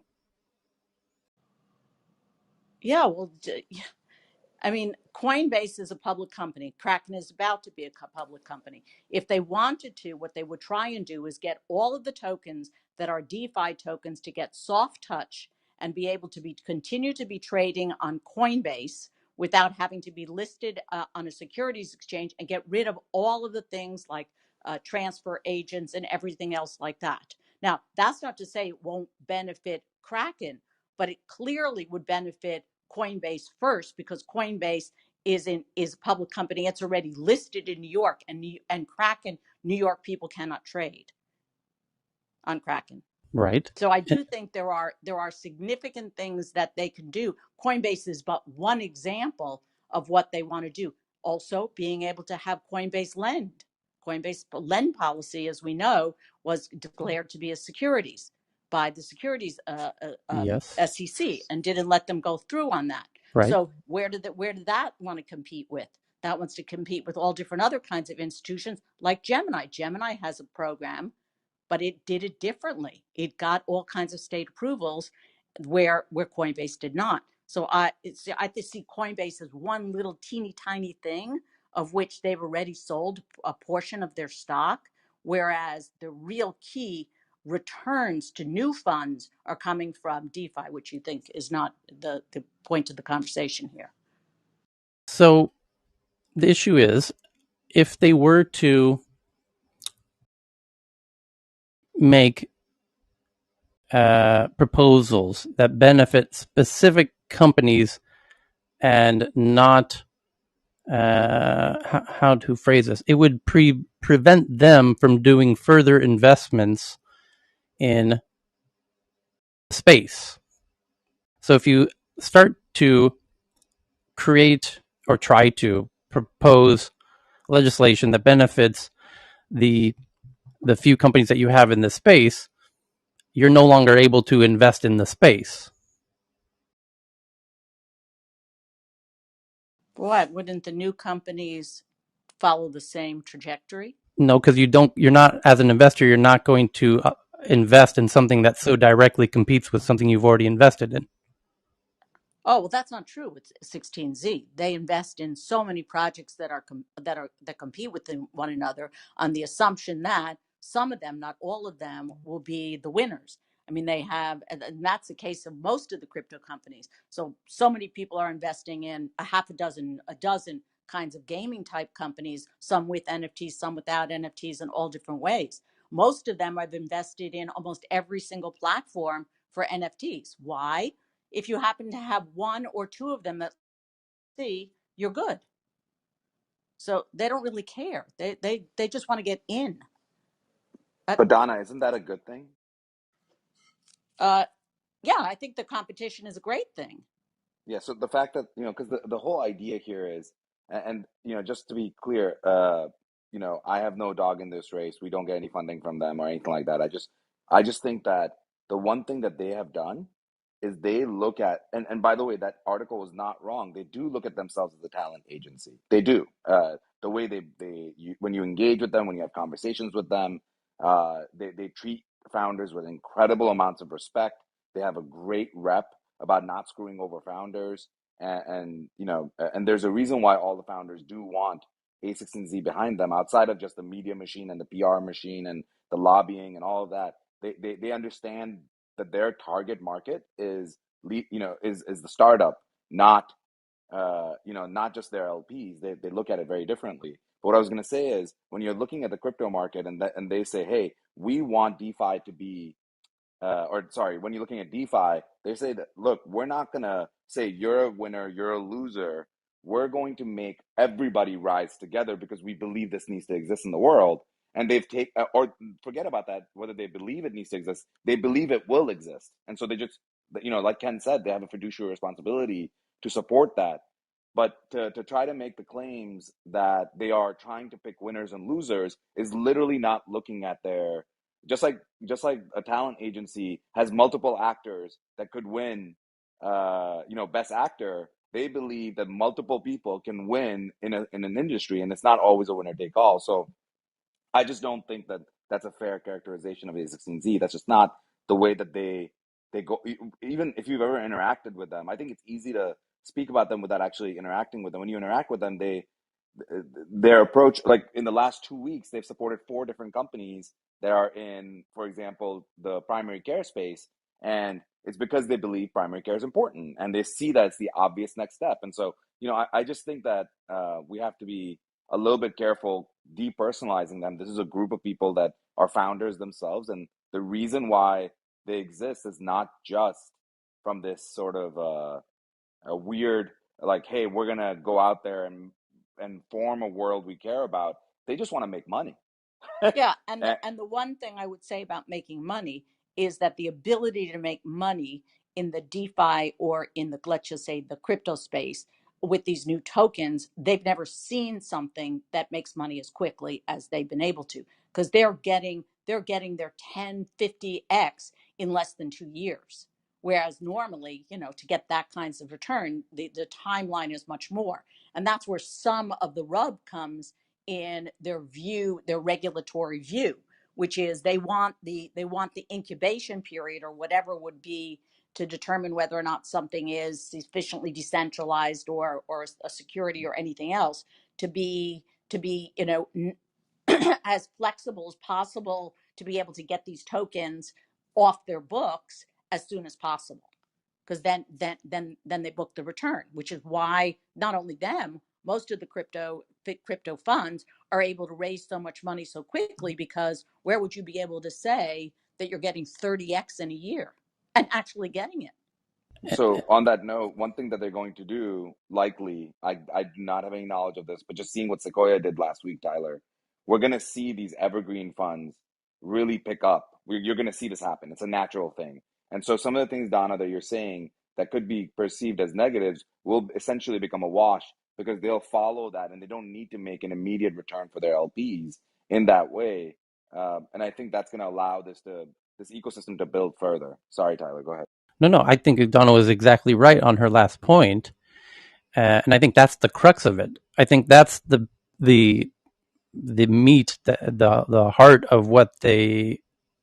If they have a list, a wish list in Washington, it must certainly be that, which are these much more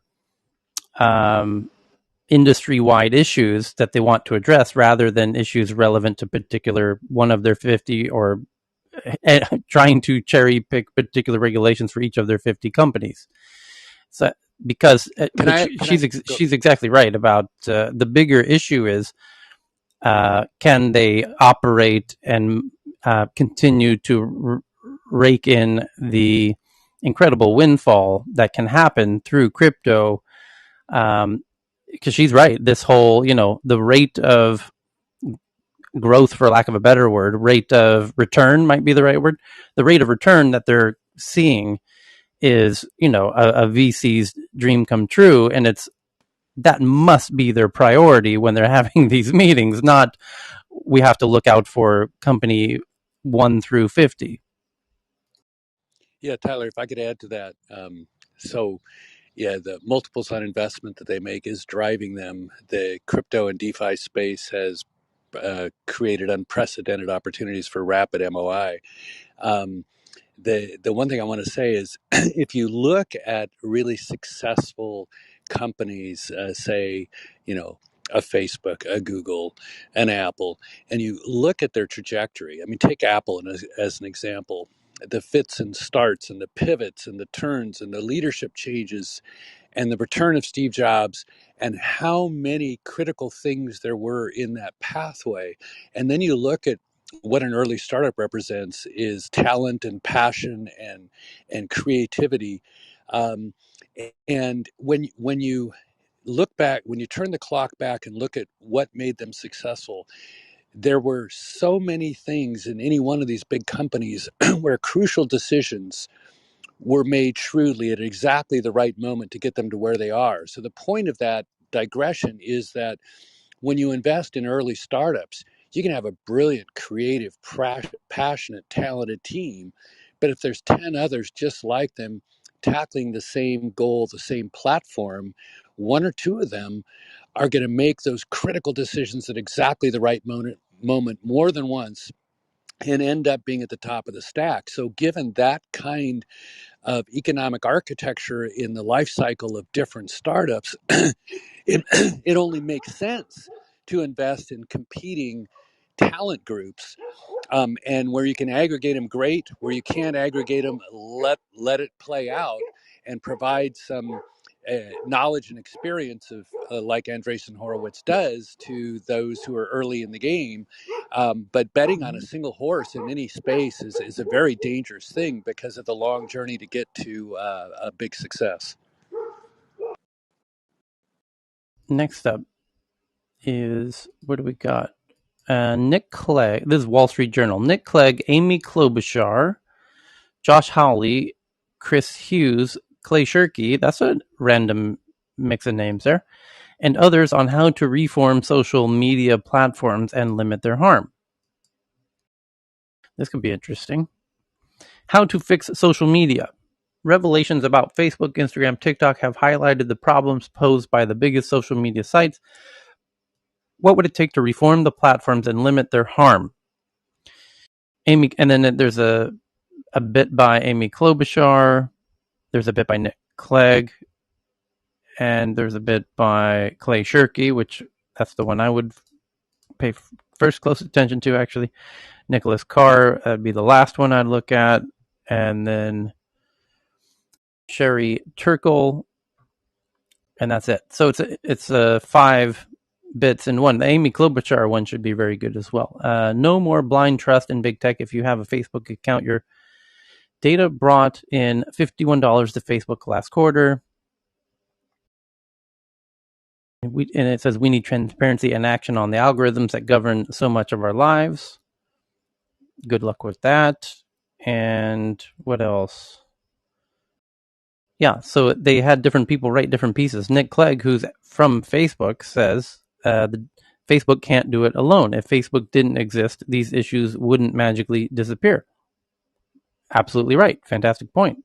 These issues existed in the didn't start happening only when Facebook came into being. Clay Shirky says, slow it down and make it smaller. Yep, that's how you do it. That's the reasonable way to do it, understanding the limitations of government.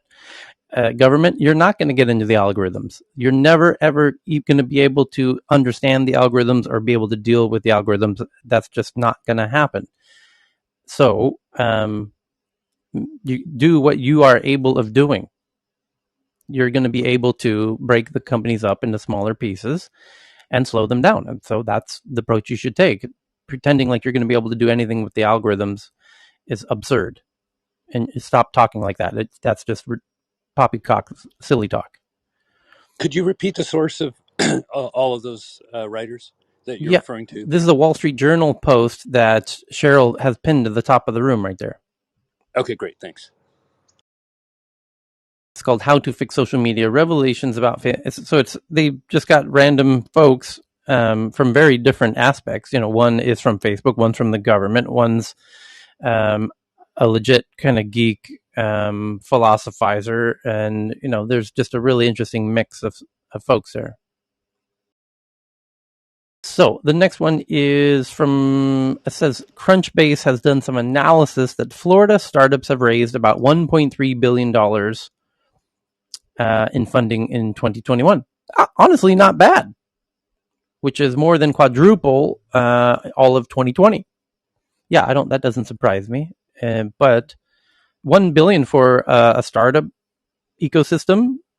It took we thankfully do a lot more than that in Stockholm, by the way, Florida, but and we have, I don't know, 1/20th the population, but never mind that. It took us a while to get there. It took us maybe 2013, 14, 15. Yeah, it wasn't until around 2017 that we broke $1 billion, and it's applaudable when a city can get over $1 billion in fundraising. And now Florida's got there. It's also, I think California is becoming a little bit more onerous with their business tax regulations. I've heard or seen something about like a 10-year clawback or something like that, or something. So a lot of companies in there, when they pick a headquarters there, Florida, Texas are often coming up because of the lack of state income tax as well. So Florida is always coming up, at least in our discussions. The next one is from Bloomberg. It says Indian online beauty products retailer called Purple raises $75 million. Chinese smart home device maker Akara raises $155 million from investors including state-backed, meaning the CCP, Shenzhen Capital, and China Telecom. And I imagine they won't be able to do business in the U.S. Chinese ride-sharing startup T3 raises $1.2 billion, led by a state-backed CITIC Group, CITIC, as rival Didi faces regulatory crackdown. And Tom's Hardware has done an interview with Intel CEO Pat Gesslinger and CTO Greg Lavender on IBM partnership, how new transistor architectures can help outpace Moore's Law and more. Bloomberg says online course provider Udemy closes down 5% on its first day of trading, valuing the company at around $3.75 billion after raising $421 million in its US IPO. And congrats to Goggin and the team over there at Udemy. I can't believe. Holy cow. You guys did it. The next one is a GAO sustains a Microsoft protest and asks the NSA to reevaluate the award of a secret cloud computing contract worth up to $10 billion to Amazon Web Services. So, Microsoft's protest, the NSA is trying to upgrade its cloud. They awarded it to Amazon. There's only three players: Amazon, Microsoft, and Google. Amazon won, Microsoft protested, and now the GAO is sustaining Microsoft's protest. And they're asking the NSA, could you please reevaluate the award that you gave to Amazon for this $10 billion contract? Because Microsoft, they did a quick calculation and they found out it would only cost them, $1 million to challenge this $10 billion contract. So they might as, when you go to Vegas and you see you have a 1 in 100 chance of winning, but it only costs you a penny to win $100. Yeah, that's a good bet. You might as well take it. So good luck, Microsoft, with that bet there. The next one is that Twitter rolls out Super Follow for select creators globally on iOS after previously limiting the feature to US and Canada users. So now more people have super followers turned on. And the Wall Street Journal says that under pressure from China, Alibaba's market value has declined from a peak of 850 million to 460 million in 1 year. So they've lost about half the value, 400 million in the past year. Filings show T. Rowe and others their stakes in Alibaba. Well, yeah, obviously a lot of people are cutting a lot of stakes if they've dropped half the value from nearly $1 trillion to nearly half a trillion. Axios says they have sources that Bolt, the little scooter company, e-scooter company, which offers one-click. Oh no, the other Bolt. Sorry, the super fast one-click checkout service is seeking to raise $777 million at a $10 billion valuation. And The Verge says Microsoft acquires Two Hat, a content moderation provider that has helped improve Xbox communities for the past few years. And those are your big boring headlines, and they took a whole lot longer than they normally do to get through. Let me do a refresh on the page and see if anything new's popped up here. Yes, Roblox has been down since 7 p.m. Eastern Time, with some speculating that the outage may be related to a Chipotle promotion. The company denies a link. Meet that thing. Chipotle. Okay. Chipotle, sometimes eating Chipotle puts me down for hours too, so I totally I get was it. trying to find the joke, and Donish found it before I did. There it is. It's a common side effect of Chipotle is you go down for a few hours. So maybe check the restroom. The next one is the tweets, like this one from BB. It says Avast releases free ransomware decryptor for multiple ransomware strains, which you can get for free. I'm retweeting it right now, and hopefully Cheryl will share it at the top of the room so you can, if your company finds itself in the midst of a ransomware hack, you can try this new Avast ransomware decryptor, because what they do is encrypt your files, and now you might be able to decrypt those files. The next one is from Sudamini that Uber is going to offer 50,000 Tesla cars to drivers. Hang on here. It says a mammoth Hertz deal to purchase 100,000 Tesla electric vehicles will allow Uber to offer a Tesla for rent to its fleet of drivers. Ride-hail giant Uber is to offer its drivers in the U.S. up to 50,000 fully electric Tesla vehicles. I don't think Tesla has anything other than fully electric vehicles, so you could remove the word fully from that sentence. You could even remove the word electric. You could just say Tesla. So Is they're this off. just a head-to-head? Is this just a head-to-head with Hertz? I'm not quite clear what's going on here. Well, Right, Hertz bought 100,000 ordered, yeah. Teslas, and Uber is ordering 50,000. Are they staking their claims to the new personalized transport market Tesla that will this yeah Tesla everything in the Tesla's space? already made it very clear they're going to kill Uber by having their Yeah, own, robotaxi. by allowing any Tesla owner to put it into the network Exactly. autonomously. Tesla this week's Tesla this week, it should be remembered. Tesla this week, it should be remembered, became the holy shit. Try using some commas. Tesla this week, it should be remembered. Tesla this week, comma, it should be remembered, comma, became, which they didn't put in the commas. It should be remembered, became the first car maker to ever cross the 1 trillion market value threshold after its share price rose, blah, blah, blah. Now, Uber has announced that Hertz will make up to 50,000 fully electric Teslas available for drivers to rent by 2023. So Uber Oh, this isn't is weird. Uber. This is why I said it's confusing. It's taking a minute to figure out what's going on. But from what I'm gathering is Hertz is ordering the 100,000 Teslas.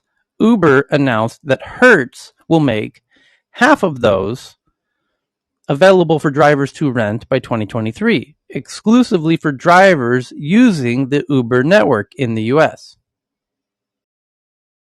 There it is. I wonder if Uber tried to get them directly from Tesla And Tesla said, You're damn right. no.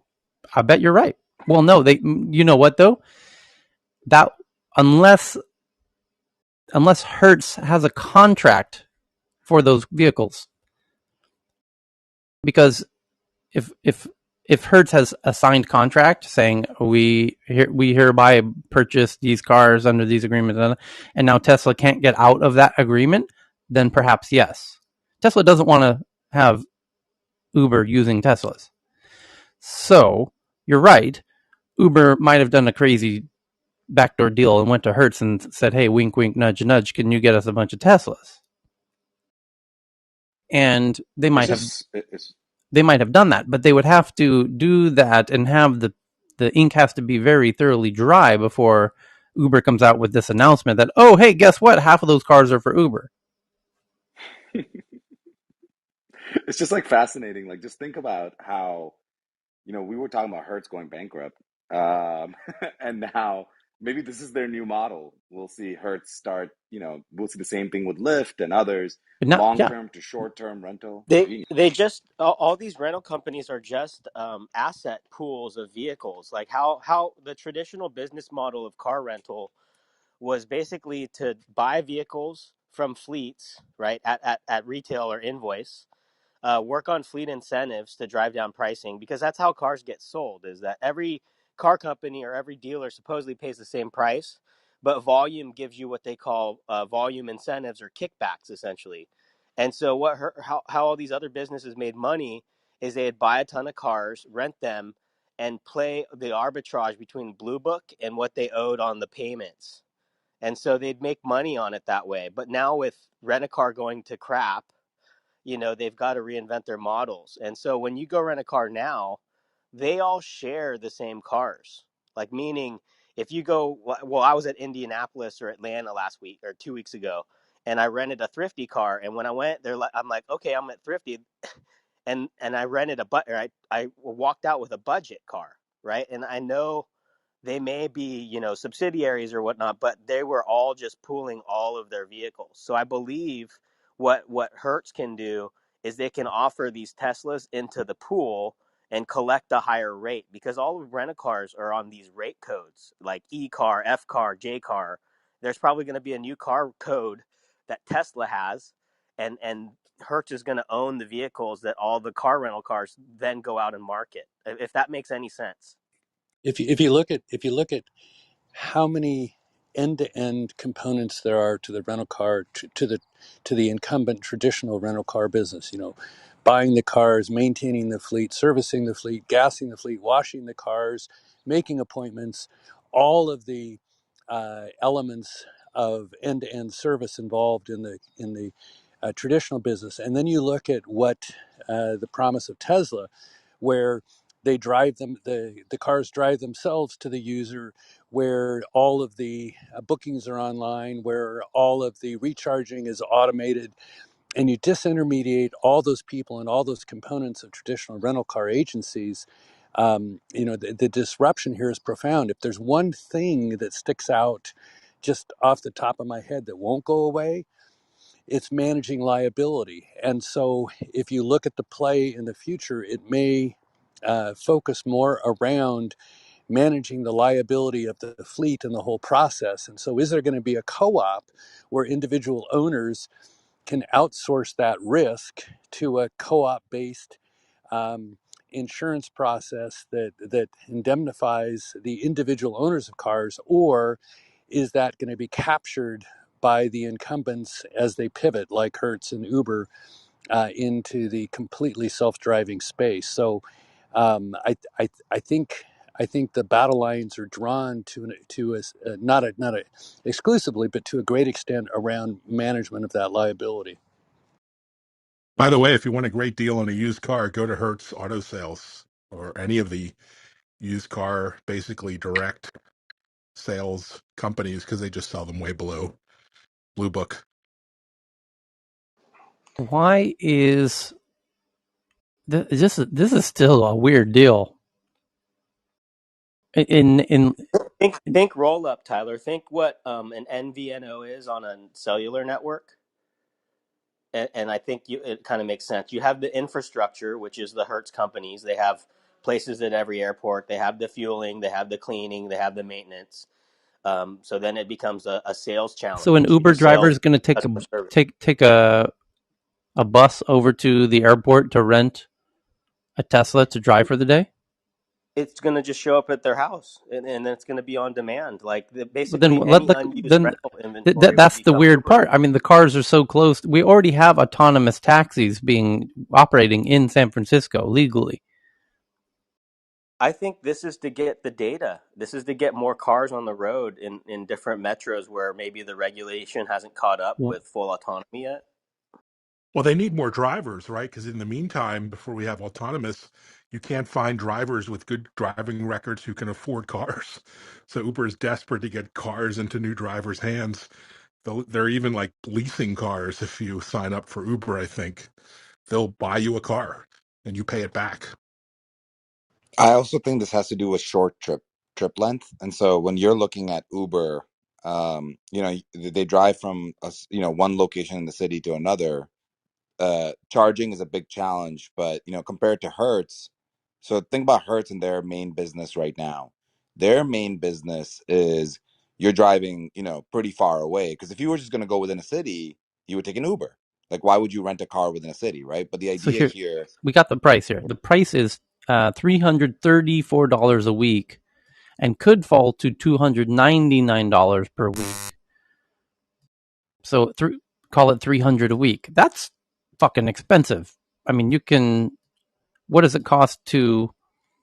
An SUV. Remember that lady who lived out of her SUV? She was paying $1,500 a week to rent an SUV. But when I mean, why would you rent an Uber for a week? This includes insurance and maintenance. Well, of course, maintenance, and is the best deal available in the market today for drivers looking to rent a Tesla, said the taxi firm. Why? I just find it a little strange if somebody's going to rent a Tesla for a week and be an Uber driver for a week or a month. I mean, maybe you're paying on a weekly rate, but on a monthly rate, that's $1,200 a month for a car. Tyler, you have to include the gas pricing as well. So that's going to be roughly about 150 plus There's no towards gas. the gas plus yeah, so plus the insurance and everything. So the normal car would cost you something like anywhere between 200 and 250 a week. And this one is going to be much better off for the drivers anyway. I guess if you're in an But area that has a lot of fast superchargers, it's a weird one. I would love to sit down with the Uber team and hear their thoughts on this. Rise the cost of the car because they need the drivers. They're desperate for drivers. That's what I'm guessing. Right. Oh, there. I think Evan just figured it out. Because anyone who has a car has become a driver already, more or less, and they probably did some research and found out there's a whole lot of people who would like to be a driver if they could just afford a car to rent,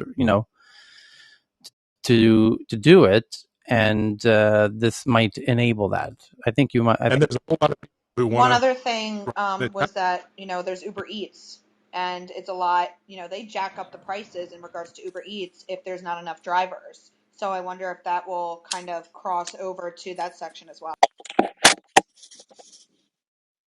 But Tyler, in another article, it's not mentioned here. Now, the first initially only allow they will require drivers to have at least a 4.7 star rating and a minimum of Oh, 150. so okay. So Well, not everyone can join this so program. forget that idea. You have to have already been a driver for a bit then. There might be some unit economics also in terms of just buying the cars en masse and then even from an insurance perspective, especially if it's autonomous.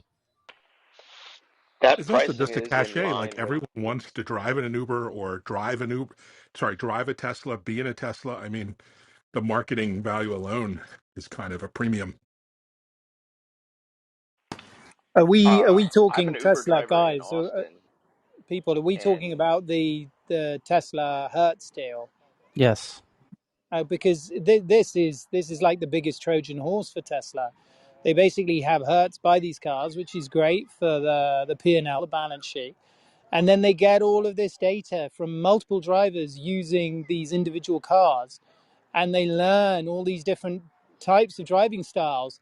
So it accelerates the rollout of their robo taxi and their autonomous cars. I mean, Fascinating. in the long term for Hertz, this, it looks like a great deal and great PR for them in the short term. In the long term, this is the death now. Yeah, Tesla also gets marketing built into this too, right? Everyone who rides it in a Tesla gets the feel of what the Tesla's like, so that's a great marketing angle as well for Tesla. And then I don't know if you guys caught it. Hertz is selling all of their used fleet now through Carvana, which is a change from they used to manage their own fleet sales. So I So really by like simple, that. I really like that comment from Jonathan around just the basic Hertz deal, because that is so true. That having a diversity of drivers using the same car accelerates, level 5 or whatever. Uh, especially people that don't know the area. oh, that's yeah. So it's essentially they're learning the policy or the reward, or they know the reward, but they're learning the policy as they go, the rules of the game. That's really interesting. But I think that I'm still very confused about this Uber side. The numbers just don't make sense. That's the issue. The numbers. The numbers make sense. I mean, if you look at it like in total, just totally numbers, roughly it cost about like 1,200 to 1,500 to actually own a car and drive a car. I'm including pretty much every cost, Yeah, the gas and devaluation, insurance. Yeah, oh, the insurance, gas, much more the gas you than the know, insurance. Yeah, yeah. So it's roughly the gas. If we say it's about $800, plus you put like devaluation, like roughly about 200 to 300 each month, plus the insurance about 200, 250, that comes up to 1,200. So it just totally makes sense that you're just going to be actually driving a better car as compared to your own car. And then you don't have to worry about the maintenance. You don't have to worry about the wear and tear. And after, 2, 3 years, you're going to be changing tires, you're going to be changing brakes, you're going to be, the actual transmission.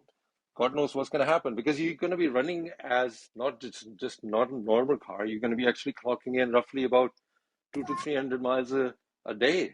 So here we go. It totally makes sense. Can I poke in also why this makes sense for Uber and Hertz to link up? If you're an Uber driver, right, what is the cost of your recharge in opportunity cost? So you need to be able to dump a car real quick, go grab another one. I don't think you need to, because for each day you can go up to like 350 miles, which What if is you want to roughly the serve run. 700? What if you want to serve 700? If you have a gas vehicle, that's just a gas tank fill up in 5 minutes. If you want to serve 700 miles a day as an Uber, You you can't know, drive 700 miles a day in an Uber. That I've usually driven doesn't live happen. in live 250,000 in miles Southern as a driver. California. Live in Southern California when you're doing 90 all the time on the freeway, and you can do that in a day. yeah, I just want to make sure we don't lose sight of the big game that's going on here. So if you look at Amazon and how many years they lost money before they ever turned a profit, because Bezos knew that he was creating a new infrastructure, a new market, and the fastest way to do it was to invest in the infrastructure before he even cared about turning a profit. If you look at Uber and Hertz from their vantage point, what they see as existential threats to their business model, what they want to do is get market penetration now and worry about the business model and the numbers later, in order to have a stake in the future of personalized transport. So I'm not sure that penciling out the economics right now is what they're concerned about, much as Bezos wasn't concerned about all the money he spent investing rather than turning profits. And it's going to be winners take all with oligopolies. And I think these people just understand that if they want to stay in the personal vehicle transportation space, they're going to have to post quite a few years of losses before they really capture the market. Aren't they speeding up their own demise, though, John? I mean, like, I get your, Yes, they're but weeding out. This is going to be a survival of the biggest bankroll. Who's going to be able to bankroll it the longest? And I mean, similar to how we bankrupted Russia with the SDI initiative and that whole thread. if you can outlast and outspend your competition in a losing run up to a oligopoly endpoint, it's a long game. And people who try and play that game without enough resources get crushed. And I think Hertz will be one of those. Next up is from the BBC that a Squid Game cryptocurrency soars 2,300% in first few days. The popular Netflix show has now spawned a new cryptocurrency and it's soaring. If you're a fan wanting to express your devotion to the hit Korean Netflix show Squid Game, there's a cryptocurrency for that. Gamers have created an online version of the program for which you need the Squid cryptocurrency to play. On Tuesday, it was worth a modest 1 cent, but by Friday, it had exploded to reaching a value of $4.39. But Squid, as the coin's called, has been criticized for not allowing investors to resell their tokens. The dystopian series, which tells the story of a group of people forced to play Deadly Child's games for money, has become a viral sensation. Squid is what is known as play-to-earn cryptocurrency, where people buy tokens to play in online games where they can earn more tokens. These can then be exchanged for other cryptocurrencies or fiat money. In the case of Squid, many buyers will be gamers looking to play in the online game of the program, which begins in November. The more people join, the larger reward pool will be, according to the issued document, which says developers will take 10% of the entry fee, with the remaining 90% given to the winner. More importantly, we do not provide deadly consequences. Individual rounds have costs to join. For example, by playing round 1, red light, green light will cost a Squid player 456 Squid. With 6 rounds in total, that gets more expensive as they go along. But prospective buyers should beware, with crypto price tracking website CoinMarketCap issuing a warning that many users have been unable to resell their tokens on cryptocurrency exchanges. Its market cap, or total volume in the market, has reached $184 million. One trader told the BBC on Twitter they have $7,500 tied up in the currency that they are hoping will be released in 48 hours. It's unclear why this is happening, but the company says it is using innovative anti-dumping technology that limits people from selling their coins if there are not enough coins being bought in the market. The company has not immediately responded to the BBC's request for clarification. The cryptocurrency joins a long and growing list of digital coins and tokens that piggyback on random memes or cultural phenomena, Cornell University economists told the BBC. Remarkably, many such coins rapidly catch investors' fancy, leading to wildly inflated valuations. Naive retail investors who get caught up in such speculative frenzies face the risk of substantial losses. Kind of like the characters in the Netflix drama itself.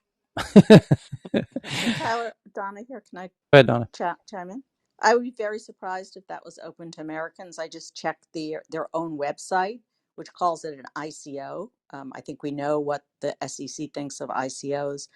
So it would be unlikely that this would be listed on any U.S.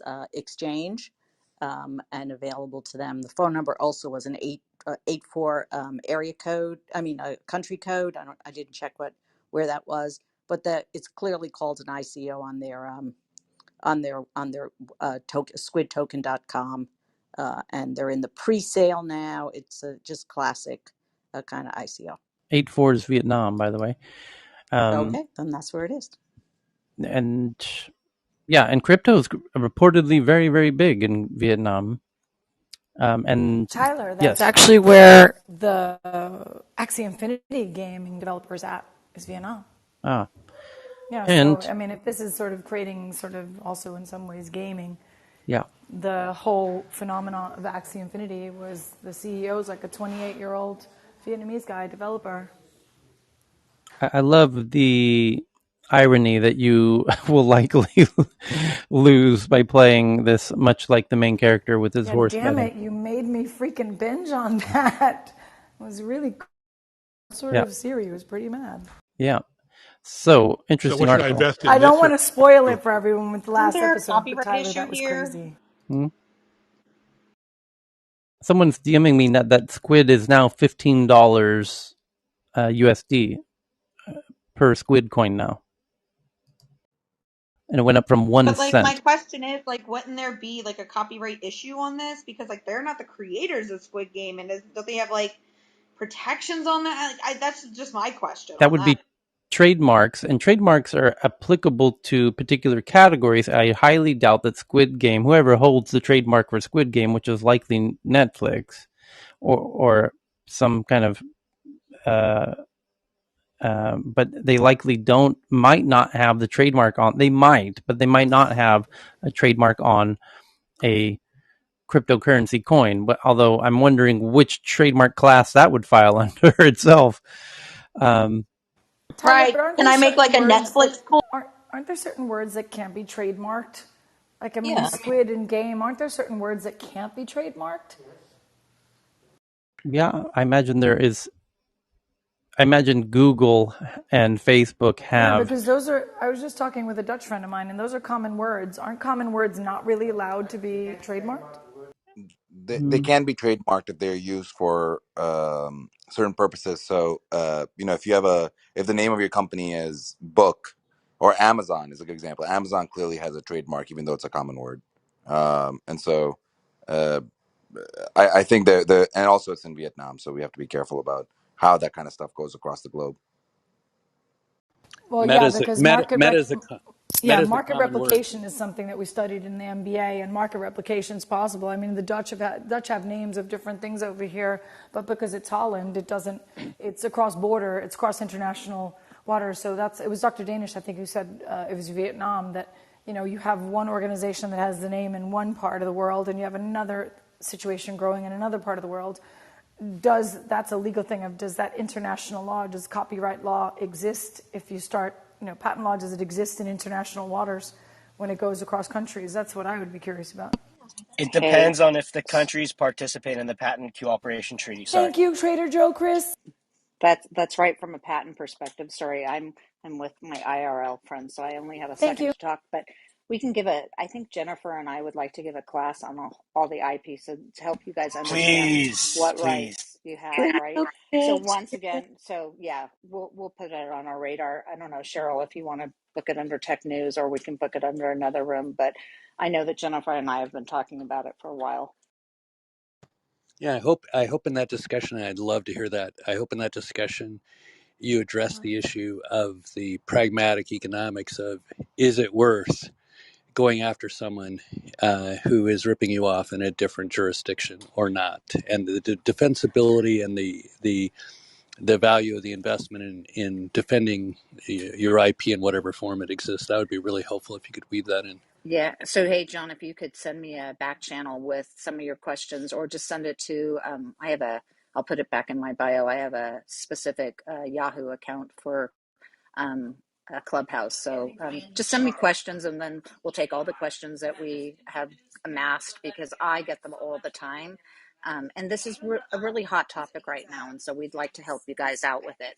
Once again, not from an attorney client privilege perspective, but more of a teaching people and helping you guys understand what your rights are and how to protect yourselves, etc. Yeah, I've actually participated in some international trademark disputes, and it gets messy and expensive It's fast. ugly, messy, expensive, and all of a sudden, what you thought you had rights to have dissipated, and it's because you didn't protect yourself. So, yeah, we definitely should have some kind of conversation about this. But once again, not from an attorney client perspective, but more from an educational perspective. Next up is Amazon's labor shortage hinders one-day delivery ambitions in India. Amazon said it anticipates $4 billion in additional labor and related expenses during the fourth quarter amid pandemic-fueled shortages that made it harder to do one-day deliveries. Next up is from CNN. Singapore probes unusual surge in COVID-19 cases. No, not unusual at all when you decide to live with it. Singapore is looking into an unusual surge of 5,324 new infections of COVID-19. The city state's health minister said its highest since figures since the beginning of the pandemic. But you guys took a radical new approach to decide to live with it and let your guard down. That's what happens with Delta. I think that article is on CNN. Yes, it is. So it's a bit delayed. Yeah, it was a few days ago.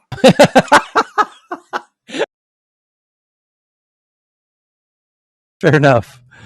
The typical CNN 3-day delay effect. The next one is from The Verge. It says new Biden plan would give e-bike buyers up to $1,500 in tax credits. The credit would be restored to 30%. The credit was restored to 30%, which means what? It means limited to 30% of the value of the bike? They slashed it. It says there's good news in the latest version of the White House budget bill. The proposed federal tax credit for new electric bike purchases has survived the most recent round of congressional bloodletting. Not only that, but it's been restored to its former glory of 30% after the House of Representatives slashed it to 15%. I see. Still, it's a hugely important proposal. So that means you could, if you bought a bike that was, what is that? $4,500, then you could get the maximum amount of 1,500. So you can take 30% off up to 1,500. The legislation would offer Americans a refundable tax credit worth 30% of a new e-bike purchase capped at 1,500. Yep. All three. How much is that new Van Hoof bike, May? That goes like 50 miles an hour. That would be up in that upper range of around $5,000, I think. All three e-bike classes would be eligible for the tax credit, but bikes with motors more powerful than 750 watts would not. The credit would be fully refundable, which would allow lower income individuals to claim it. I like it. Bikes that cost more than $8,000 would not be eligible, and the 30% credit starts to phase out for bikes that cost more than $5,000. The program is also means tested based on tax status, meaning the credit would begin phasing out $200 for every $1,000 spent on the purchase for individuals who earn $75,000, heads of households earning $112,000, and married couples who file jointly earning $150,000. Okay, next up is Panasonic's new Tesla batteries last 5 times longer. And Can I, yes, Tyler, before you leave, can I just say the thoughtfulness that went into the crafting of that legislation is rare? you mean the financial? Yeah, the incentive model the goal is to get people at the lower socioeconomic status to abandon their polluting cars and start using electric bikes instead, and without it being exploited by those at the upper income levels. So the way that they've structured that actually.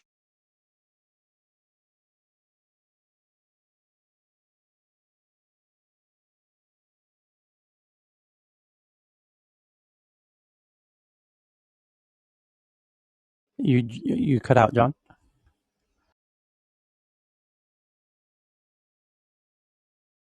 John, we can't hear you. Or ground control to John.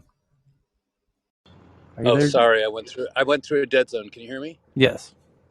Yeah, no, I was just saying that that legislation sounds like it addressed some of the unintended consequences prospectively, which is so rare in legislative activity to actually um, drafted in ways that hew so closely to the intended outcome of converting gas guzzling old cars into more electric bike travel among those who otherwise can't afford it, without creating all kinds of unintended consequences and exploitation of the legislation. I don't know who wrote that, but it seems to me that that was pretty well crafted to address some of the unintended consequences. I would think you would want as many people as possible to buy electric bikes. But for those where a tax incentive is not gonna cause them to flip that switch, spending tax dollars to get them to do something they were going to do anyway, which happens a lot, Yeah. um, is shrewd financial management Yeah. at a national level. That's pretty uncommon. So The only thing go ahead, Chris. the only thing with the bike is, to go for the electric bike for the Far East and, congested sort of like locations where you have like a highest population of like, let's say about 15 to 20 million population city, that's where I think it's more sort of acceptable that, and it's going to have a lot more penetration. If the country like US, um, the bike gets filled up, I think, in 10 to 15 bucks, and you can go on and on pretty much. Like you hardly ever go to the gas station to actually fill it up. So, it's not going to get much traction in the U.S. because there's no, financial benefit like as such for a person who's going to be electing to choose a bike as a mode of transportation as compared to the actual car. And also, this could be A to B for your work, for your leisure, for anything. I mean, most of the transportation happens like when you're actually picking up the stuff from grocery shops and, doing your shopping and everything, and there's another person with you. So, and also there's like a very strict, measure in place in terms of getting a special license for the bike riding. Not everybody can, very keen on actually getting a bike license. So for them to actually shift from the car to the bike by itself is a shift big time. And for that to actually go one further step to go for electrical one, just looking in for the year that This thermal? whether it's going to financially benefit them, that there's not much financial benefit to You begin spray with. everything? Well, where I drive in Southern California, Open the if window you and see. and where there's Wow, carpool crazy. lanes, very few cars have more than one person in them, and many of them are on short trips. So I'm not sure. I think it's very geography dependent and it's very infrastructure dependent upon where it's practical or not. But there are large geographies where a single person in a car going 10 miles or less accounts for a huge amount of carbon release into the atmosphere. Yeah, John, that's exactly why I made the exception to if the city is like 15 to 20 million, sort of like population, that's where it's more practical. Other than that, I mean, the population has been pretty much spread all over. And hardly, I mean, apart from like three, four cities, top ones like New York, Houston, LA, not more so Houston, but like Chicago, those are the cities where probably it's going to make sense. Otherwise, it doesn't make sense anywhere else. Okay, next up is that speaking of Tesla, Panasonic's new Tesla battery lasts 5 times longer and costs half as much. Battery production at Panasonic's factory will increase 100-fold, making the new batteries. So why isn't Japan doing EVs? The Panasonic's a Japanese company. Fog, right? When you get fog in the window, Huh? you have to turn the AC off. Something's covering your mic, Evan. Temperature inside, like temperature outside. Nope. You there? Sorry.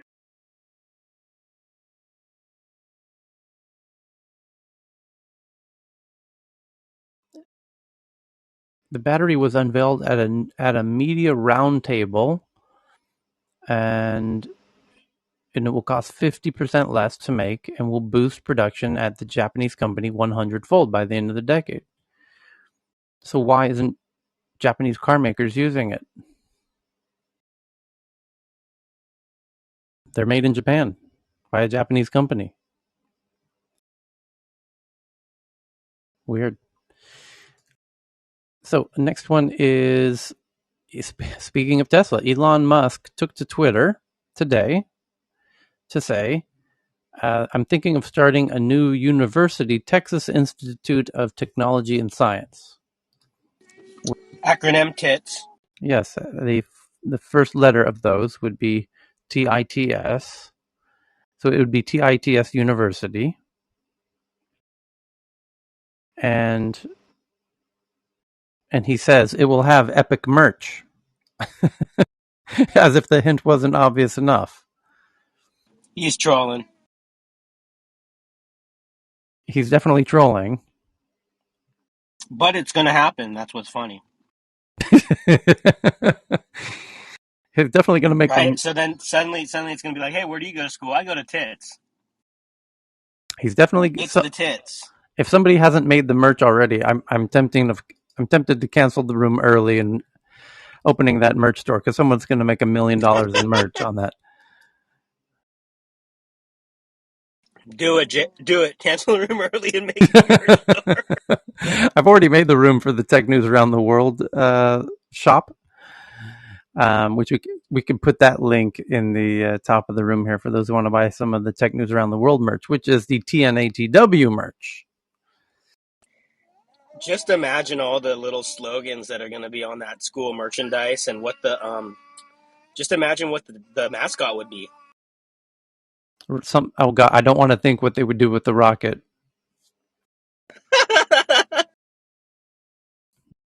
Okay. Serious trolling going on over there with Elon's Twitter account. The next one is Malaysian gynecologist. A Malaysian gynecologist creates world's first unisex condom. I guess the person's name is Tang. It says Tang makes the condoms use polyurethane, a material used in transparent wound dressings that is thin and flexible yet strong and waterproof. Okay, next up. Counting CO2 is hard, but tech firms think they have a solution. Microsoft is previewing a tool for calculating emissions called Microsoft Cloud for Sustainability. And Apple has doubled its business in India, according to Tim Cook. During fiscal 2021, we earned nearly 1/3 of our revenue from emerging markets and doubled our business in India and Vietnam. And we're optimistic about the future. And next up, from India, it says that according to Pegasus, not for sale to private entities. So the Israel's ambassador says about Pegasus that Pegasus spyware is not for sale to private entities, only to governments. In the midst of a Supreme Court a 3-member expert committee to investigate allegations into the use of Pegasus surveillance software, the Israeli ambassador to India clarified that export licenses to the company is only granted for sale to governments, not private sector entities. Speaking to journalists on Thursday, Israel's ambassador to India responded to questions saying the NSO group, who makes the Pegasus, is a private Israeli company. Every export by NSO requires a government license. Adding that he had been dealing with the issue, he said, we grant export licenses only to governments that cannot sell to non-government actors. Questioned whether the embassy would join the Supreme Court ordered investigation, he said, what's happening in India is India's internal matter. On Wednesday, the Supreme Court, while framing the terms of reference for the expert panel, said it would. I can't believe how many typos we find. They have even a capitalized letter in the middle of a sentence. Expert panel said it would framing the terms of reference for the panel with a capital F for framing. There's just no pride in workmanship anymore. That's just so weird. While framing the terms of reference for the expert panel said it would framing the terms of reference. That makes no sense grammatically, and it's even more crazy that they capitalized the word framing. The court said it would inquire, investigate, and determine whether the Pegasus suite of spyware was used for snooping in India and who were the targets. The committee is also expected to find out whether the spyware was acquired by the center or states or any government agency, and if citizens were spied on. If any government agency has used Pegasus suite of spyware on citizens, under what law, rule, guideline, protocol, or lawful procedure was such deployment made? And if any domestic entity or person has used the spyware on the citizens of this country, then is such a use authorized? Okay, next up. Nope, that tab crashed. Okay, whoa, here we go. From Shirok. Renewable energy jobs. Oh, here we go. Here's a chance to play our favorite show. Wake up, everybody. It's time to play our favorite show, Tech News Jeopardy. Messi's not here. Chance to win.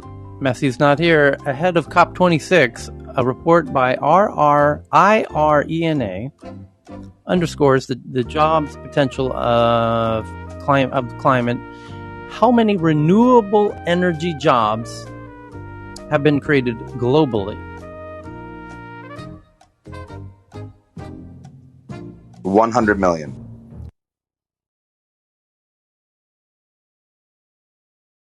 Anybody else? I 5 win by million. elimination. 10 I'll million? go for 11 million. DJ Teflon with another win, just beating out BB. Uh, The answer For is my first win. 12 million. Good guess. The next one is that Facebook, Google, and Twitter face grilling by UK lawmakers. British lawmakers are set to grill Facebook and other tech giants Thursday over how they handle online safety. Okay, next up, food tech startup called Nix, based in Stockholm, Sweden, actually. Kind of initiated in part by friends of mine. That has now launched in the UK, grabs $100 million more of funding for global expansion. And it's gone incredibly well in Scandinavia, where they make a Kit Kat bar. In Sweden, we don't eat Kit Kat. We eat what's called Kex, which are actually way better than Kit Kat. And they make a Kex bar that's even better than the original Kex bar, but it doesn't have sugar. And now they're getting into all kinds of other categories, like ice creams and all kinds of stuff, with a very low sugar and higher protein and blah, blah, blah. So congrats to the whole Next team. The next one is from Haaretz out of Israel, which the headline says unprecedented images of Israel's top secret sites published online. So I just tweeted that out. And then BB has this one that Microsoft plans to save around 5.7 billion liters per year of water by 2030 as company plans to be water positive. How do you do that? How do you make water? Microsoft is now planning to save 5.7 billion liters of water per year by 2030. The company is now planning to be water positive, which I guess that means they're going to desalinate water and desalinate more than they need. How do you become water positive exactly? Well, I hate to be the brainiac here, but usually, organizations are responsible for every drop of water that falls on their properties and therefore need to process and handle it. Maybe they're reclaiming some of this water that lands on their stuff. I don't know. yeah, I'm just being a wise ass. recycle use.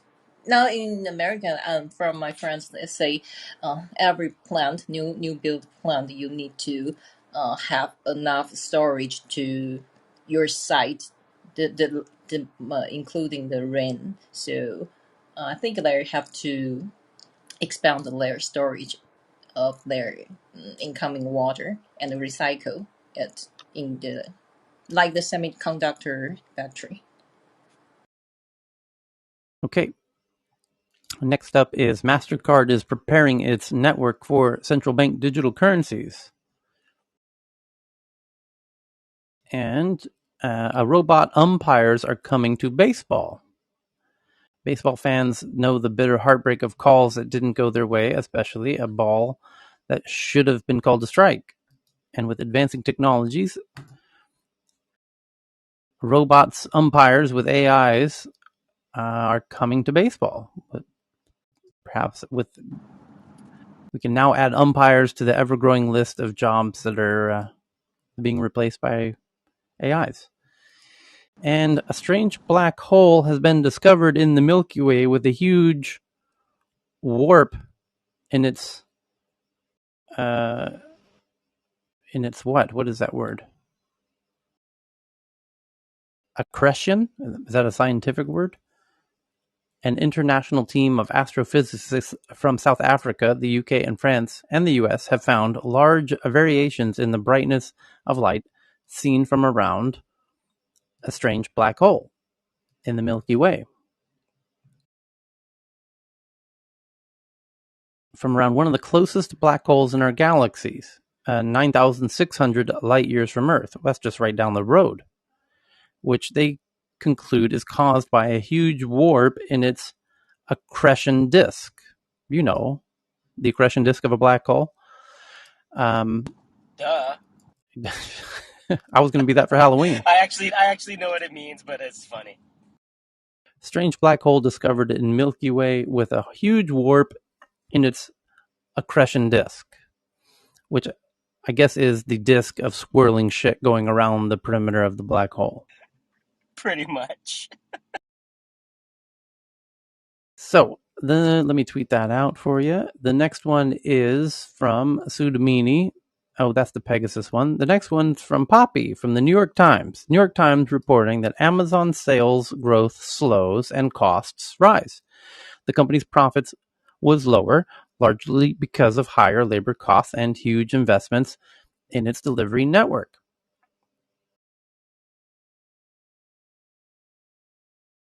The company's profits was lower.